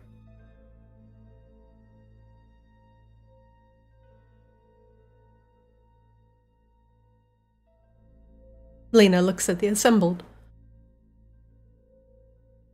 Well, Kozlo, you had said that you are willing to work together in the future. And I do hope you mean that. She wags the paper in the air. But I need it in writing. She puts the contract on the ground in front of you. Do you read it? Yeah. Does she put it on the ground or does she put it on the table? She puts it on the table. Okay, you said ground, so I just wanted to make sure. Apologies. Yeah, she puts it on the table, flattens it out in front of Kozlo, and produces a blue quill. It seems to emanate snowflakes off the top of it. Ezreal peeks over Kozlo's enormous head. To also glance.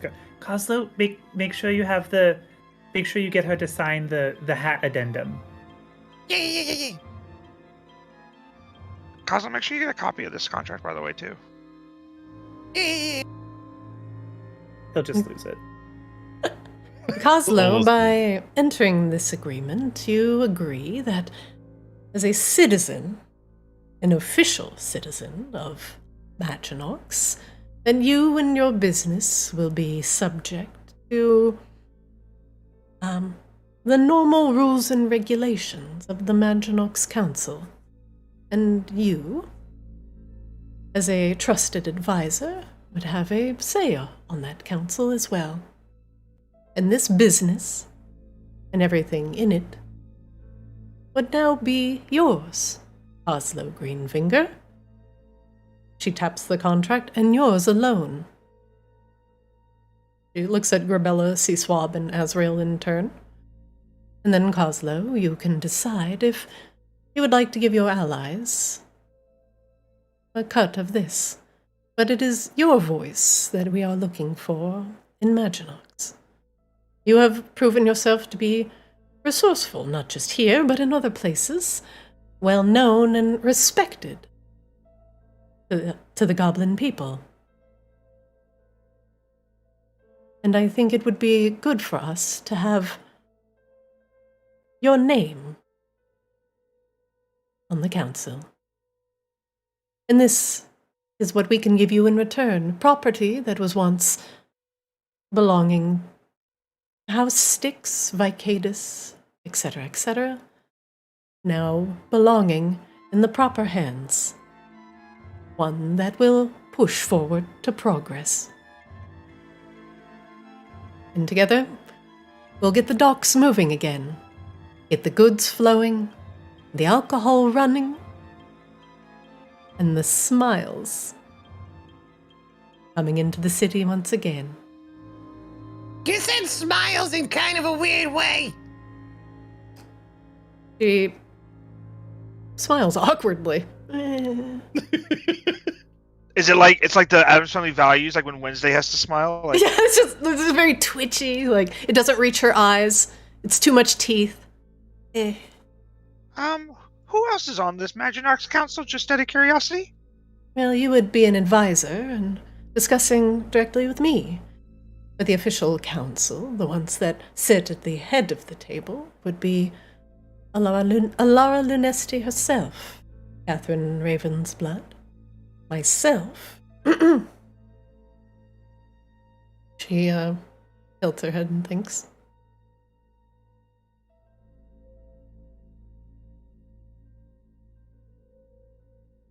And a fae, perhaps, but that is too soon to announce. Insight check. Go ahead. Fuck yeah. Oh, fuck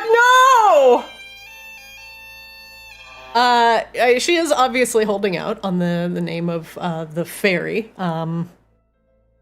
She doesn't want to say. Probably she's under some sort of unwritten NDA. Or, just a fae agreement. Yeah. It's not a blood hag, is it, Lena?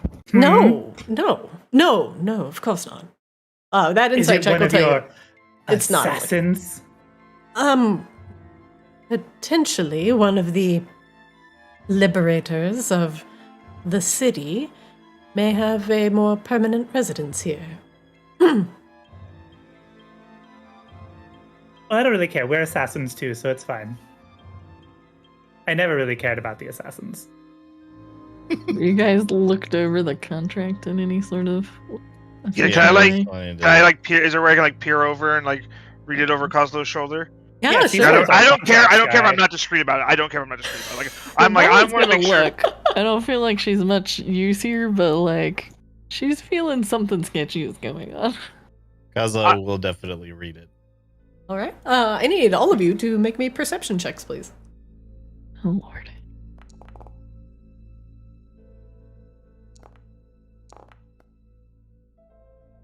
Yeah, C-Swab's definitely our Jesus. contract guy. Kozlo. Kozlo's like, yep, looks good. Kozlo already Great. signed it. How did I see that contract better than you? Holy shit. What the fuck? Kozlo's only thing was like, this is all have wisdom either. Kozlo's already like, this is all mine, even though like the thought process of like, but it was already mine, hasn't like kicked in yet.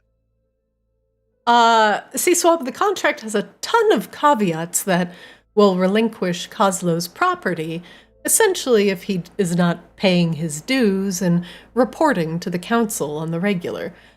He will get the perks like having the Umbrellas Knights be at his beck and call, and having a direct line to the council. So it is not entirely bad, but the subtext of, if you fuck me, I will fuck you, and your entire lineage is just really written into this contract. Pretty sure that's standard in all. And pretty much, if contracts. Kozlo doesn't pay up, or if Kozlo runs out again, because Kozlo has so many debts, Grabella, C-Swab, Azrael, and pretty much everybody they know by proxy will have to pay. Yeah, I'm gonna need some amendments in this contract here, Miss Umbrellas. I'm not that close with Kozlo, for the record. I mean, like, yeah, we're close and done some stuff, but you know. What do you mean? This clearly states that if Kozlo once again decides to run out on his responsibilities, that the houses are properly compensated. Kozlo has been known to show a propensity for flight as opposed to fight, and we want to make sure our ends are covered. C-Swab, you can roll me a persuasion.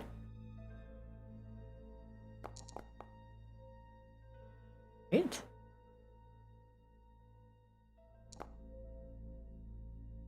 But I do see the language is a bit strong. Perhaps on the part where we discuss Kozlo's debt being paid off in the long term. How about instead of a 30-year plan, we go with a 15-year plan? Also, do you even live to be 15 years old? I'm 12!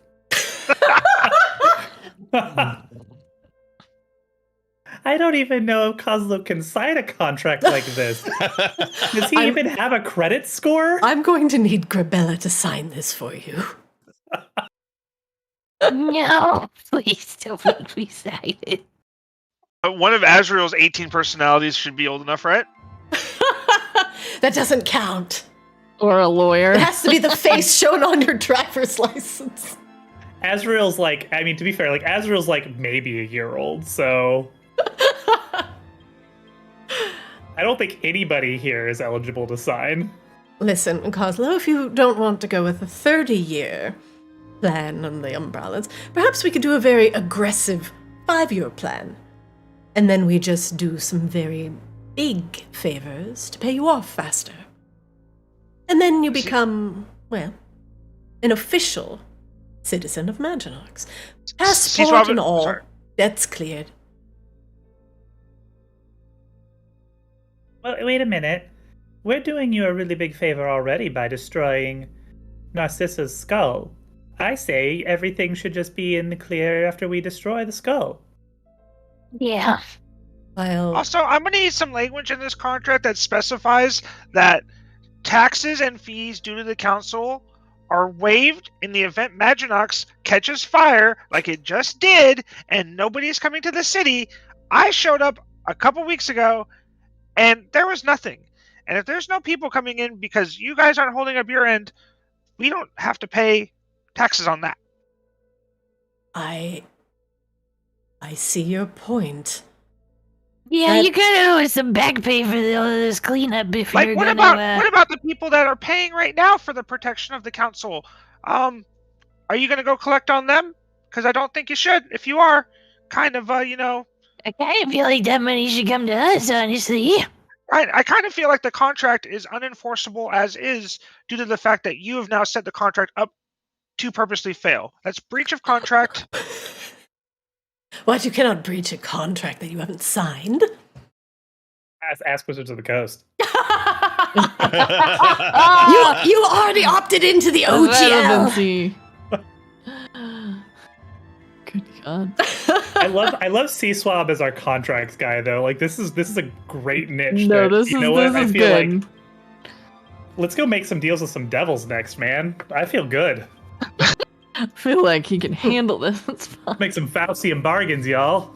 I'm just saying, like he's seeing a lot of flaws in the logic here. Of like, you know, we saved the city for you to enforce this contract on other people. You can't then force us to sign this in the event we don't pay. Yeah, Grabella feels like we're getting mega shafted. For all It's this like stuff Grabella's we like the kind of like she's no offense, like she's kind of slow and like it dawns her like, hey, wait a minute, yeah. Yeah. I mean, even without her, like, seeing how shady everything is, she's just like, we've done a lot, and she's, like, throwing us under the bus instead of giving us everything we deserve, so. I'm throwing that at you boys, though. This is more one-sided than an esports contract. Jesus! I went died. there. At the very least, Kozlo's debt should be more than in the clear after we deal with Narcissa. Anything beyond that is just cruel, Lena. Unless you want to deal with it, we could leave the skull with you right now. Oh, If no. Kozlo walks. No. Fine, Yeah, I fine. can give the Black Hag some really good directions too. No, you are right. You are right. The language is a bit strong, and we were afraid that Kozlo would, well, skip town, and we do want you and you all to be a part of Maginox. Let me do this. I will make arrangements with those that I have left to go as emissaries on your behalf to those that you still owe a great deal of money to. We will officially settle your debts, not with assassination, Kozlo looks slightly disappointed. but with words and with counsel.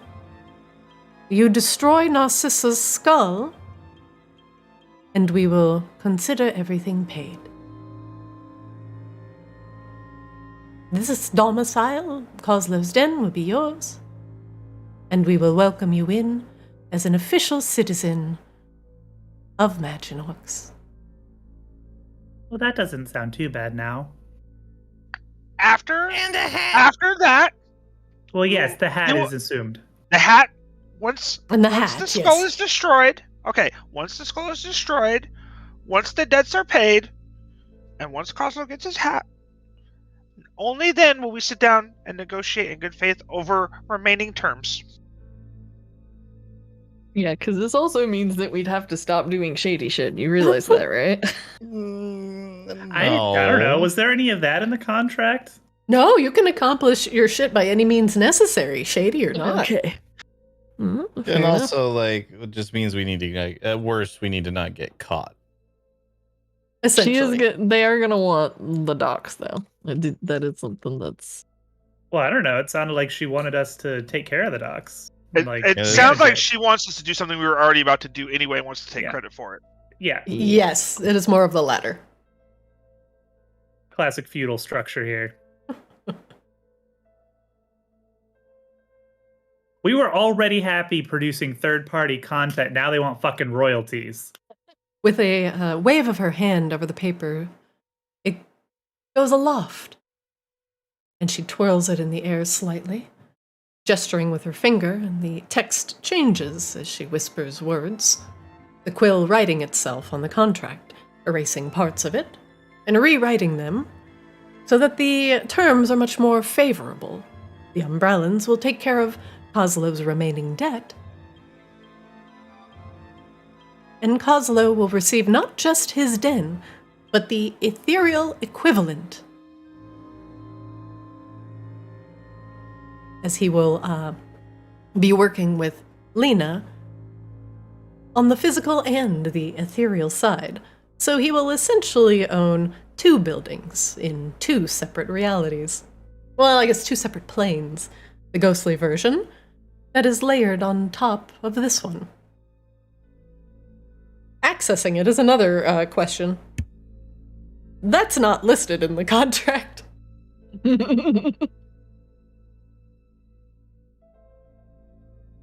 Well, Kozlo, you destroy the skull, and we will consider everything good and done. And you can live out a long or short and happy life here in Maginox. She floats the contract back down onto the table. There. Kozlo at this point just kind of looks over at C-Swab like, I thought it was fine in the first place, but then you spotted a bunch of stuff, so let me know if this still looks bad. Alrighty, so I'm gonna like slide the contract over in front of me to read it. Make me one more perception check. Oh, with advantage on this one, please. This looks much better. Kozlo's debts will be paid as soon as the hammer, the obliteratus, is brought back to Maginox and given to the council. So the hammer is what's used to destroy the skull, correct? Yes. Or- Yes. Okay, so it doesn't specify in the contract that we have to destroy the skull. We just have to bring the hammer back to the council. Correct. Okay. Because you were assuming from then they will use the hammer to destroy the skull. Okay, hammer of obliteratus brought back. Debts paid. Sorry, Lena, I don't mean to be a stickler, but you forgot the line about the hat. Oh dear. She Good catch, gestures Swab. with the and who is sending me the design document for this hat? I want to make sure I get it right. Cecil Sounds probably like sits back. Cecil probably looks back, looks at Kozlo, looks at her like, this is your hat, man. I'm Sounds like an Azrael. Azrael. Kozlo would want Azrael to design that. Listen, Yeah. just draw Okay, a vague-looking okay, hat on the paper. Just draw it on the document. Just kind of like, is it conal? Is it round? Is No, it? no, I'll no, tell you what. we'll- I'll tell you what. We'll sign the contract as is. We'll put the little stipulation: hat design, TBD, TB determined. Okay. We'll cycle back on how the hat looks. Just that the hat is a part of the contract. There will be multiple rounds of iteration and review and approvals. Don't No, you there will worry. only Okay. be 3 rounds of review. Any more than that is absolutely ridiculous and wasting. Okay. Well, Okay. I 3 don't rounds. see that Hold in the on. contract right now. I'm Kozlo, going say to- it Hold quick. on, stop. All right, everybody, calm down. All right, fair. There'll be 3 rounds, and at the Who's completion the Fae now? Only at the 3. completion of the third round, you will have your final design, of which that is the hat that Kozlo will accept. You drive a hard bargain, King Ku, but I accept. All right, Kozlo, you can go ahead and sign. Kozlo just looks around like, oh right, that's what I'm supposed to be doing. Kozlo with a 0 perception check. Yeah. In hell. Do you sign the contract? Kozlo will sign the contract. I'm gonna try something. Seaswab just reminds Kozlo. Okay. Oh god.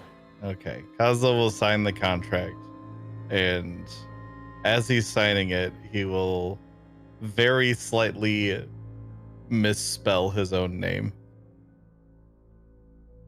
Like he'll Okay. drop an E or something. Kozlo with a U. Yeah, Good lord. Cuzco Greenfinger. Cuzco. The poison for Cuzco Greenfinger. Yes, the poison. The poison for Cuzco. That's Ghost Poison. Lena takes the contract and squints at it. Good enough.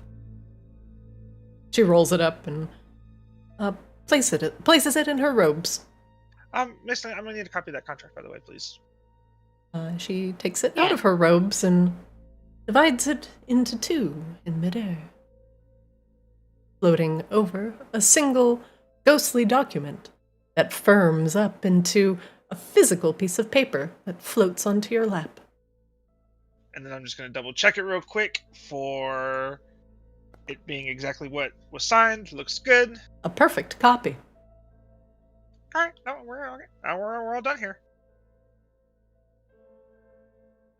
Thank you, I Kozlo. hope it was signed in black or blue ink. Up red ink. It's got to go back. Shit. Not like this. Thank you, Kozlo. And thank you, Grabella and Azrael, and it is nice meeting you, Sea Swab. You have come to Maginox at a very interesting time. But I hope that with the help of your friends, you all can carve out a name for yourself here. One that's, well, attached to a slightly better reputation than Kozlo's current one. Lena- I don't know what you're talking about, lady. People love me. Shall I post a night outside for you? As long as they're Minotaur friendly. We like our front door guy. We'll make sure that no one harms your business. Good day to you, Kozlo, Grabella, Azrael, Sea Swab. Bye, Lena. Have fun assassinating. I'm not assassinating. No, of course you're not. You're hiring assassins. Bye. Isn't that assassinating by proxy? Yes. Oh god. Kozlo, please The tell me you specters didn't leave out the sign front door. Please tell me you didn't sign a contract with her before I met up with you guys. I don't think so. I think the only contract that was signed before is the zombie thing. Yeah, no, there wasn't really a contract before. People just kept saying this was Kozlo's place. I Yeah. really feel like you just got everything that you already had. I'm Via like verbal 80% agreements. positive that I had we've been through this before. You had, actually. It seems like your other contract was also just not real. Null and void. Perhaps you should have had someone like C-Swab to check out your contracts before signing them. To be fair, wasn't the last contract with somebody from House Vicadus? No, it was with Lena. It was. Oh, okay. I remember making her sign over like a deed or something. The problem She was did. is I remember the chain of like us literally going, make a deal with you? Okay, sure, no problem. Next one, make a deal with you? Yep, sure, that doesn't interfere with the previous deal we just made. Make a deal. Like it was like a chain of deals that like in no way were like any way like helpful to each other. Yeah. So Lena's essentially trying to give you like not just Kozlo's den, but like a full-on alibi of like, I'm Kozlo, I've been here forever, and now she's going to try and clear your previous debts so you can live a full and bright future as a member of the Maginox elite. Maybe that'll stray you off of your current explosive course. But she also knows that you have a bunch of people at your beck and call, so it's probably better to be your friend than your enemy. But the previous owner of this place essentially was Victoria Vicadus, who is a vampire. But the Vicadans were very busy trying to defend themselves from these so-called assassins. And so, leaving this den as open collateral, Lena kind of like was hedging on the bet that the house would fall and this place would officially become yours. Turns out Vicadus did fall. She is now the head of the house and can give you this place officially, as opposed to just saying, "Oh yeah, here's a document. Hopefully, you establish yourself as a squatter long enough to pretend you own the business." But now, you will be a full-fledged member of potentially the Maginox Goblin Elite, as long as you play by their rules. So that's kind of the predicament that you're in. You have all proven yourselves to be too useful, and you have too many people willing to potentially kill for you. And now, they want to play nice. And C-Swab definitely sees it as like she's bargaining from a position of no bargaining power whatsoever, but she's trying to like save face by like acting like she has all the power. And C-Swab's just like, no, you have no bargaining power. And she also said some pretty weird stuff, like being able to possess the bodies of the Drow guards and then walk them 12 miles out into the middle of nowhere. So that's also kind of frightening, and you've had a spirit inside you. She hasn't really, like, done anything, but the idea that she could just kind of wake up and take over your body is kind of chilling. Like, do the Umbrellans have that sort of power? Can they do that to anyone? Oof. But regardless, you have signed the contract putting you into a working relationship with them. And hopefully, you are not on their bad side. Lena has shown herself to be useful, as she has spared Azrael from certain death, bringing back Azrael's severed soul from the ethereal realm. So I don't know if Azrael feels any sort of debt to Lena, but Lena did officially grab you from the nether. C-Swab, I think from a new perspective, that is actually a good point. It does look like Lena is offering you nothing. Except a seat at the table, but that is Like, how powerful and how influential is that? Like, you don't know. But Apparently she all it can takes is clear some assassins Kozlo's... to clear it out again. I mean, if she can clear Kozlo's debts, that will get those people off of your back. But you've also just blown up the entire Thieves Guild, and you have about 20 minions you've saved from Lavare, so...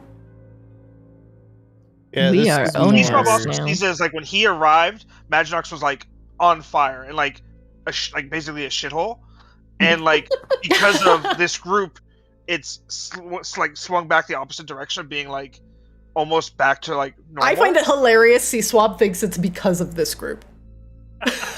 Yeah. You're in No, the no, no, wrong. no, no, sorry, You're in sorry, the sorry, wrong sorry. day, buddy. No, We yeah, no, sorry. literally just blew up half the docks to And he's like, free I'm helping. the docks. Well, I'm saying, like, helping, Maginox. when I showed up, it was like the city was on fire, right? And I ran into the bar for like refuge, and then I didn't think that was their fault. I was just like, wow, this place is kind of bad. But then when I met up with them, we blew up the docks. Was like we like are like quote unquote helping in his eyes. So he's like, well, I don't know why she's talking about where she's going to be able to protect us. Like she couldn't protect it before that. Well, she was also telling you that, like, she spent most of her guards, or her people possessing the fucking Hamaki and getting them out of the house so the assassins could go in and murder Laryl, who was the leader of the house. So. Well. Anyway, enough of all that. I've gone over these shipping manifests. Lena has left. You have a significant amount of shipping manifests and pretty much entire control over the goings-on of the docks right now. Now, your friends that you've saved from Lavare may not know exactly what they need to do to get the docks going, but they can keep it protected. And hopefully the people will start coming back, and as things in order establishes itself, more people will come in and your bar will make money. But that's not going to start until the docks are clear, repaired, and, well, people want to come back. And they're not going to want to come back with a blood hag lingering about. I think it's time, guys. We've avoided her for long enough. I'm confident we can find something else to do.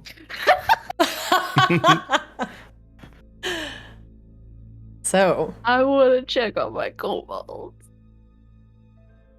Alright, well, just real quick, to keep it back in everybody's mind, I worked really hard on these shipping manifests, okay?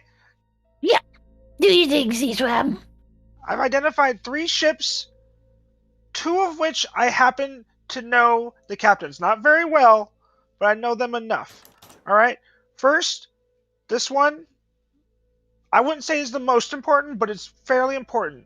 We have the Silent Arrow, and it's captained by Vera Shadows, a sea elf. They deal in booze, and a lot of it. Everything that you could possibly want. Ale, wine, rum, mead, everything. They got it, and they got a lot of it. Not gonna lie, little expensive, but it's elvish, and that stuff will sell here once we get it back up and running. Maybe keep that one in mind. That one's coming in a couple weeks. Right. The next one, arguably one of the most important. We have Black and Barracuda. It's a water genasi ship. Okay? Water genasi, they all deal in weaponry and building materials, very similar to what I sailed on. Okay? This is going to help us rebuild and then also arm our people some more. The captain is Delta Ganat, Water Genasi. Grabella, I don't know if you can work some Genasi magic on that one. Earth, water, don't know. Probably not. We'll give it a shot. But anyway, Delta loves women. All kinds, preferably bigger ones like that are Genasi size. But that is his weakness. what do you mean Genasi sized? Bella just makes a face. Your friend insulted me right off the bat by naming 18 different types of birds that I am not. You know exactly what I mean. Well, yeah, but... Wait, hold on. But there are at least 4 different distinct flavors of Ganassi. Are you saying an air Ganassi and an earth Ganassi weigh the same thing, sir? I would say they're not. I am the thickest of girls, I'll have you know.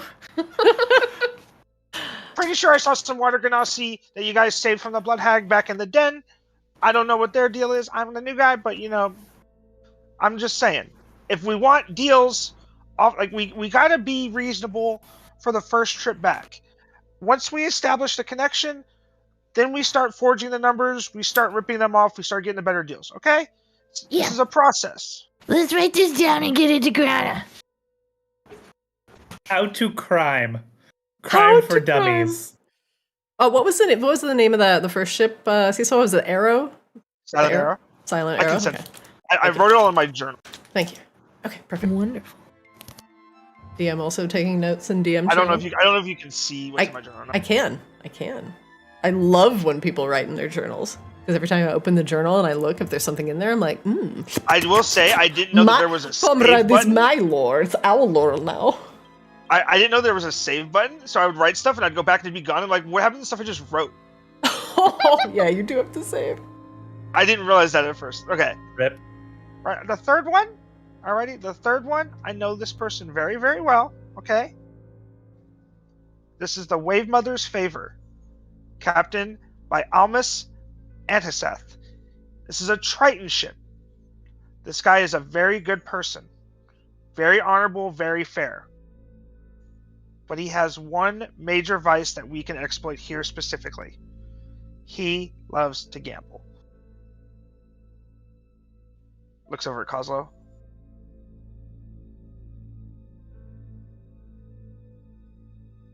Kozlo does not seem to have picked up on the subtext, the not so subtle subtext.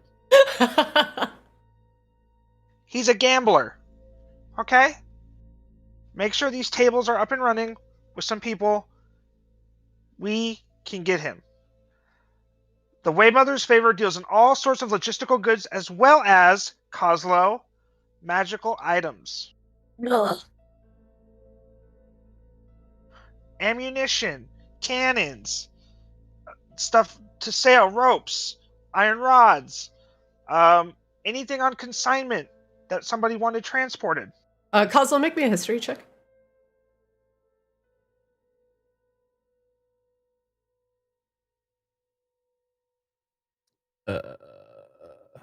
Kozlo! It starts with H. I found it. C-Swab, as you're looking over this manifest and just what Amos is carrying on the Wave Mother's favor, Kozlo's blank look. Kozlo's probably blown up one of these guys' ships. There's like a 99.9% chance that Kozlo owes this guy money, and he is one of these dudes that Kozlo owes a blood favor to. Alrighty. On the chance, Kozlo, that you have ruined one of these people's ships, you won't like my first suggestion, but I think it's the right suggestion. We Especially should with kill Kozlo. It's the only way. Kill Kozlo and put his spirit into a mundane magical item? Seesaw takes one the manifest and just crinkles it up in his talon. What is with you guys and killing everybody? Jeez. I would like to do it a little less myself. You guys want to kill everybody, but you didn't kill the last guy, and he seemed to be the biggest asshole out of all of them. Wait, what guy? Tugum. Oh, well. I did try. That is true. They did try to kill each other. It sounds like you tried a bunch of times. My brain. Something about leaving him on a mountain? Well, that was sort of an oversight, but he was kind of being a dick. You guys kill everybody else, but you didn't kill this guy. I do not understand. Yeah, I don't know. He had some kind of plot armor. I don't know what to tell you, C-Swab. Alright, anyway, my suggestion for Almus's ship, Kozlo, if there's a high chance that you blew up a Triton ship, which there probably was, based off of some of these things that I've seen from the Thieves Guild manifests. What I think we do is we use some of the gold we got from the Thieves Guild, okay? And in good faith, we pay a little bit extra the first time. There'll be plenty of opportunities to not pay full price the next time. Okay, yeah, sounds good. C-Swab, the brief thought crosses your head. If you could convince that Triton to come here that loves to gamble, you could rig the game in his favor so that he gambles away all his money. I'm rigging it in Kozlo's favor or his favor? In Kozlo's favor. So he comes in and in the house's favor. So he essentially pays off his debt by giving Kozlo all his money. Again. I mean, yeah, listen. Definitely a thought. But he may have a problem coming in here right away of being a patron of your bar if you still owe him quite a bit of money. We could give him some credit. Credit works. Like I'm open to ideas here. Bottle service. If you make your bar a hoppin' enough place where he would want to come. Right now, it is really not at that level. It is neither hoppin' and is barely a bar. It's the only place with booze in town. This is true. All right, the Silent Arrow makes port first, okay? We need to be able to get that into the port, rig the manifest a little bit, get a bunch of beer in here, and then from there we can start getting people in. What if we just buy the entire shipment of booze so nobody else can have booze, so this would be the only place for booze? Exactly, yeah, that's what I'm going for here, guys. Yay, crime! See, so like rustles through like the manifest to try and see if anybody else is supposed to be bringing in booze. No. Oh yeah. There's actually a lot of booze going, like everywhere in this town. That I'm trying to see if any other ships, like specifically ships, are coming in with like high quality, like elvish booze, of like or anything high enough quality to where like it would matter, right? Like I'm sure there's plenty of swill going to other places. There is definitely some elvish wine coming down from coming up from across the divide. That is very rare and is going to multiple places in this city. Like about 3 different places. All right, well, I'm going to identify where else is getting elvish wine. We may have to send some people to intercept those shipments. I mean, listen, don't kill them, but definitely stealing is on the table here. This all sounds like something we can do instead of fight the Blood Hag. I think we should let Grana and the boys do this, being as they're going to be dealing with him the most. But you know.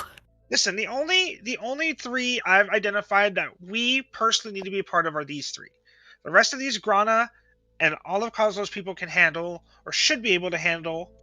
But these 3 specifically are where we need to be. We have a couple days in between most of these, so it shouldn't be that hard. We just got to make sure we have the money. We have their stuff ready to go. That is something that you can take care of, because these ships are going to take some time to come in, and their cargo you should probably plan to intercept. But the Blood Hag is a more immediate threat. Keep saying that. And also is a big part of the contract we just let Kozlo sign. All I'm saying is 2 or 3 sessions ago, Christina was all, "Oh, you have time. You can do the Blood Hag whenever." You can do it, sure. Yeah, I mean, she'll wait, and you know. Patient.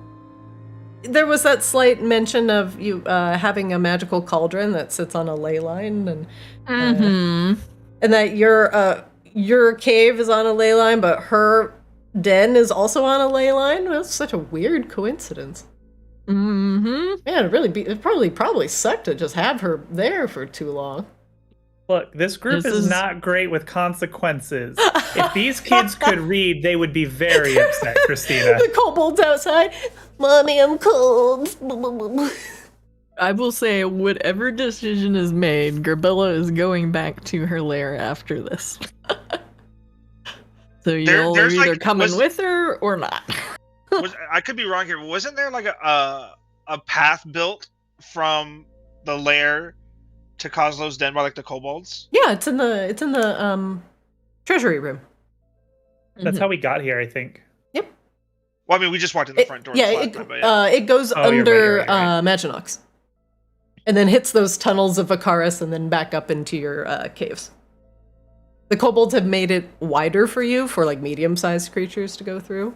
Because previously it was just like a small kobold cave. All right, But everybody. I think it's time. It is. I definitely need to get some rest. For now, that is where we will end today's session. As you all established a new order on the docks, Kozlo's order, and discussed the future of Maginox with Lena. And depending on what has happened with the previous leaders of Maginox, well, I guess that doesn't matter now, as Lena and these Raven's Blood and these Lunestes and whoever these weird noble houses are, well, that's all inconsequential for now. As Lena needs those boots on the ground, those scrappy people, the small indie company of Gerbella, Kozlo, Seaswab, and Azriel, to finish establishing order back in Maginox. And Kozlo, as a respected artificer and criminal extraordinaire, will just rebrand a new flavor of criminal. And we'll see how your new shipping arrangements go as you throw your muscle around the docks. Next season is dubbed officially Kozlo Goes Straight. No more crime. He's just a businessman owning a tavern, living out his days. And then his dark, sordid past comes back to haunt him. And it's the blood hag because we never got to it. This episode could be called "The Game Lawyers Up."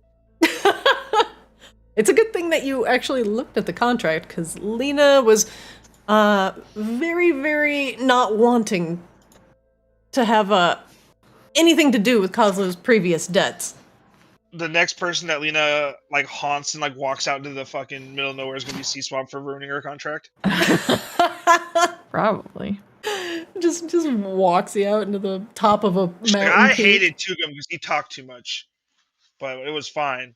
I hate you for being able to read. for being literate. Damn it! You being the literate person of the group, apparently. All right, everybody. Well, you've got very little time left before you have to encounter the blood hag. So, let's do that next week. Does that sound good? Now you're jinxing it. Until you guys are like, oh yeah, by the way, on the way out the door, we're gonna spend the rest of the session organizing the porn barrels. Yep. And I'll be like, okay. And then I add a few more mobs to the blood hags. Yeah, We I'm need just to- saying. We need The to longer we rig put this casino off, the game. worse it's gonna be. All right, everybody. That'll be it for today. I will let you all go. Thank you for playing with me. Night, y'all. And enjoy your Yeah. newfound criminal empire, as I guess it's now the leaders of Maginox will be Lena Umbralis and friends. Thanks, everybody. Have a good night. I'm gonna send you some stuff, Christina. Yes, please. Please do. And that's it for Arctis today. Whoa! Wait. Whoa! Transition screen. Thanks for watching. Catch our shorts and funny moments over on Twitter and on TikTok. Watch us live on Twitch and catch our VODs over on YouTube. Thanks for watching. Thanks to everybody in chat. Greatly appreciate you being here. We're a teeny tiny channel, so if you enjoyed the session, give us a like, give us a follow.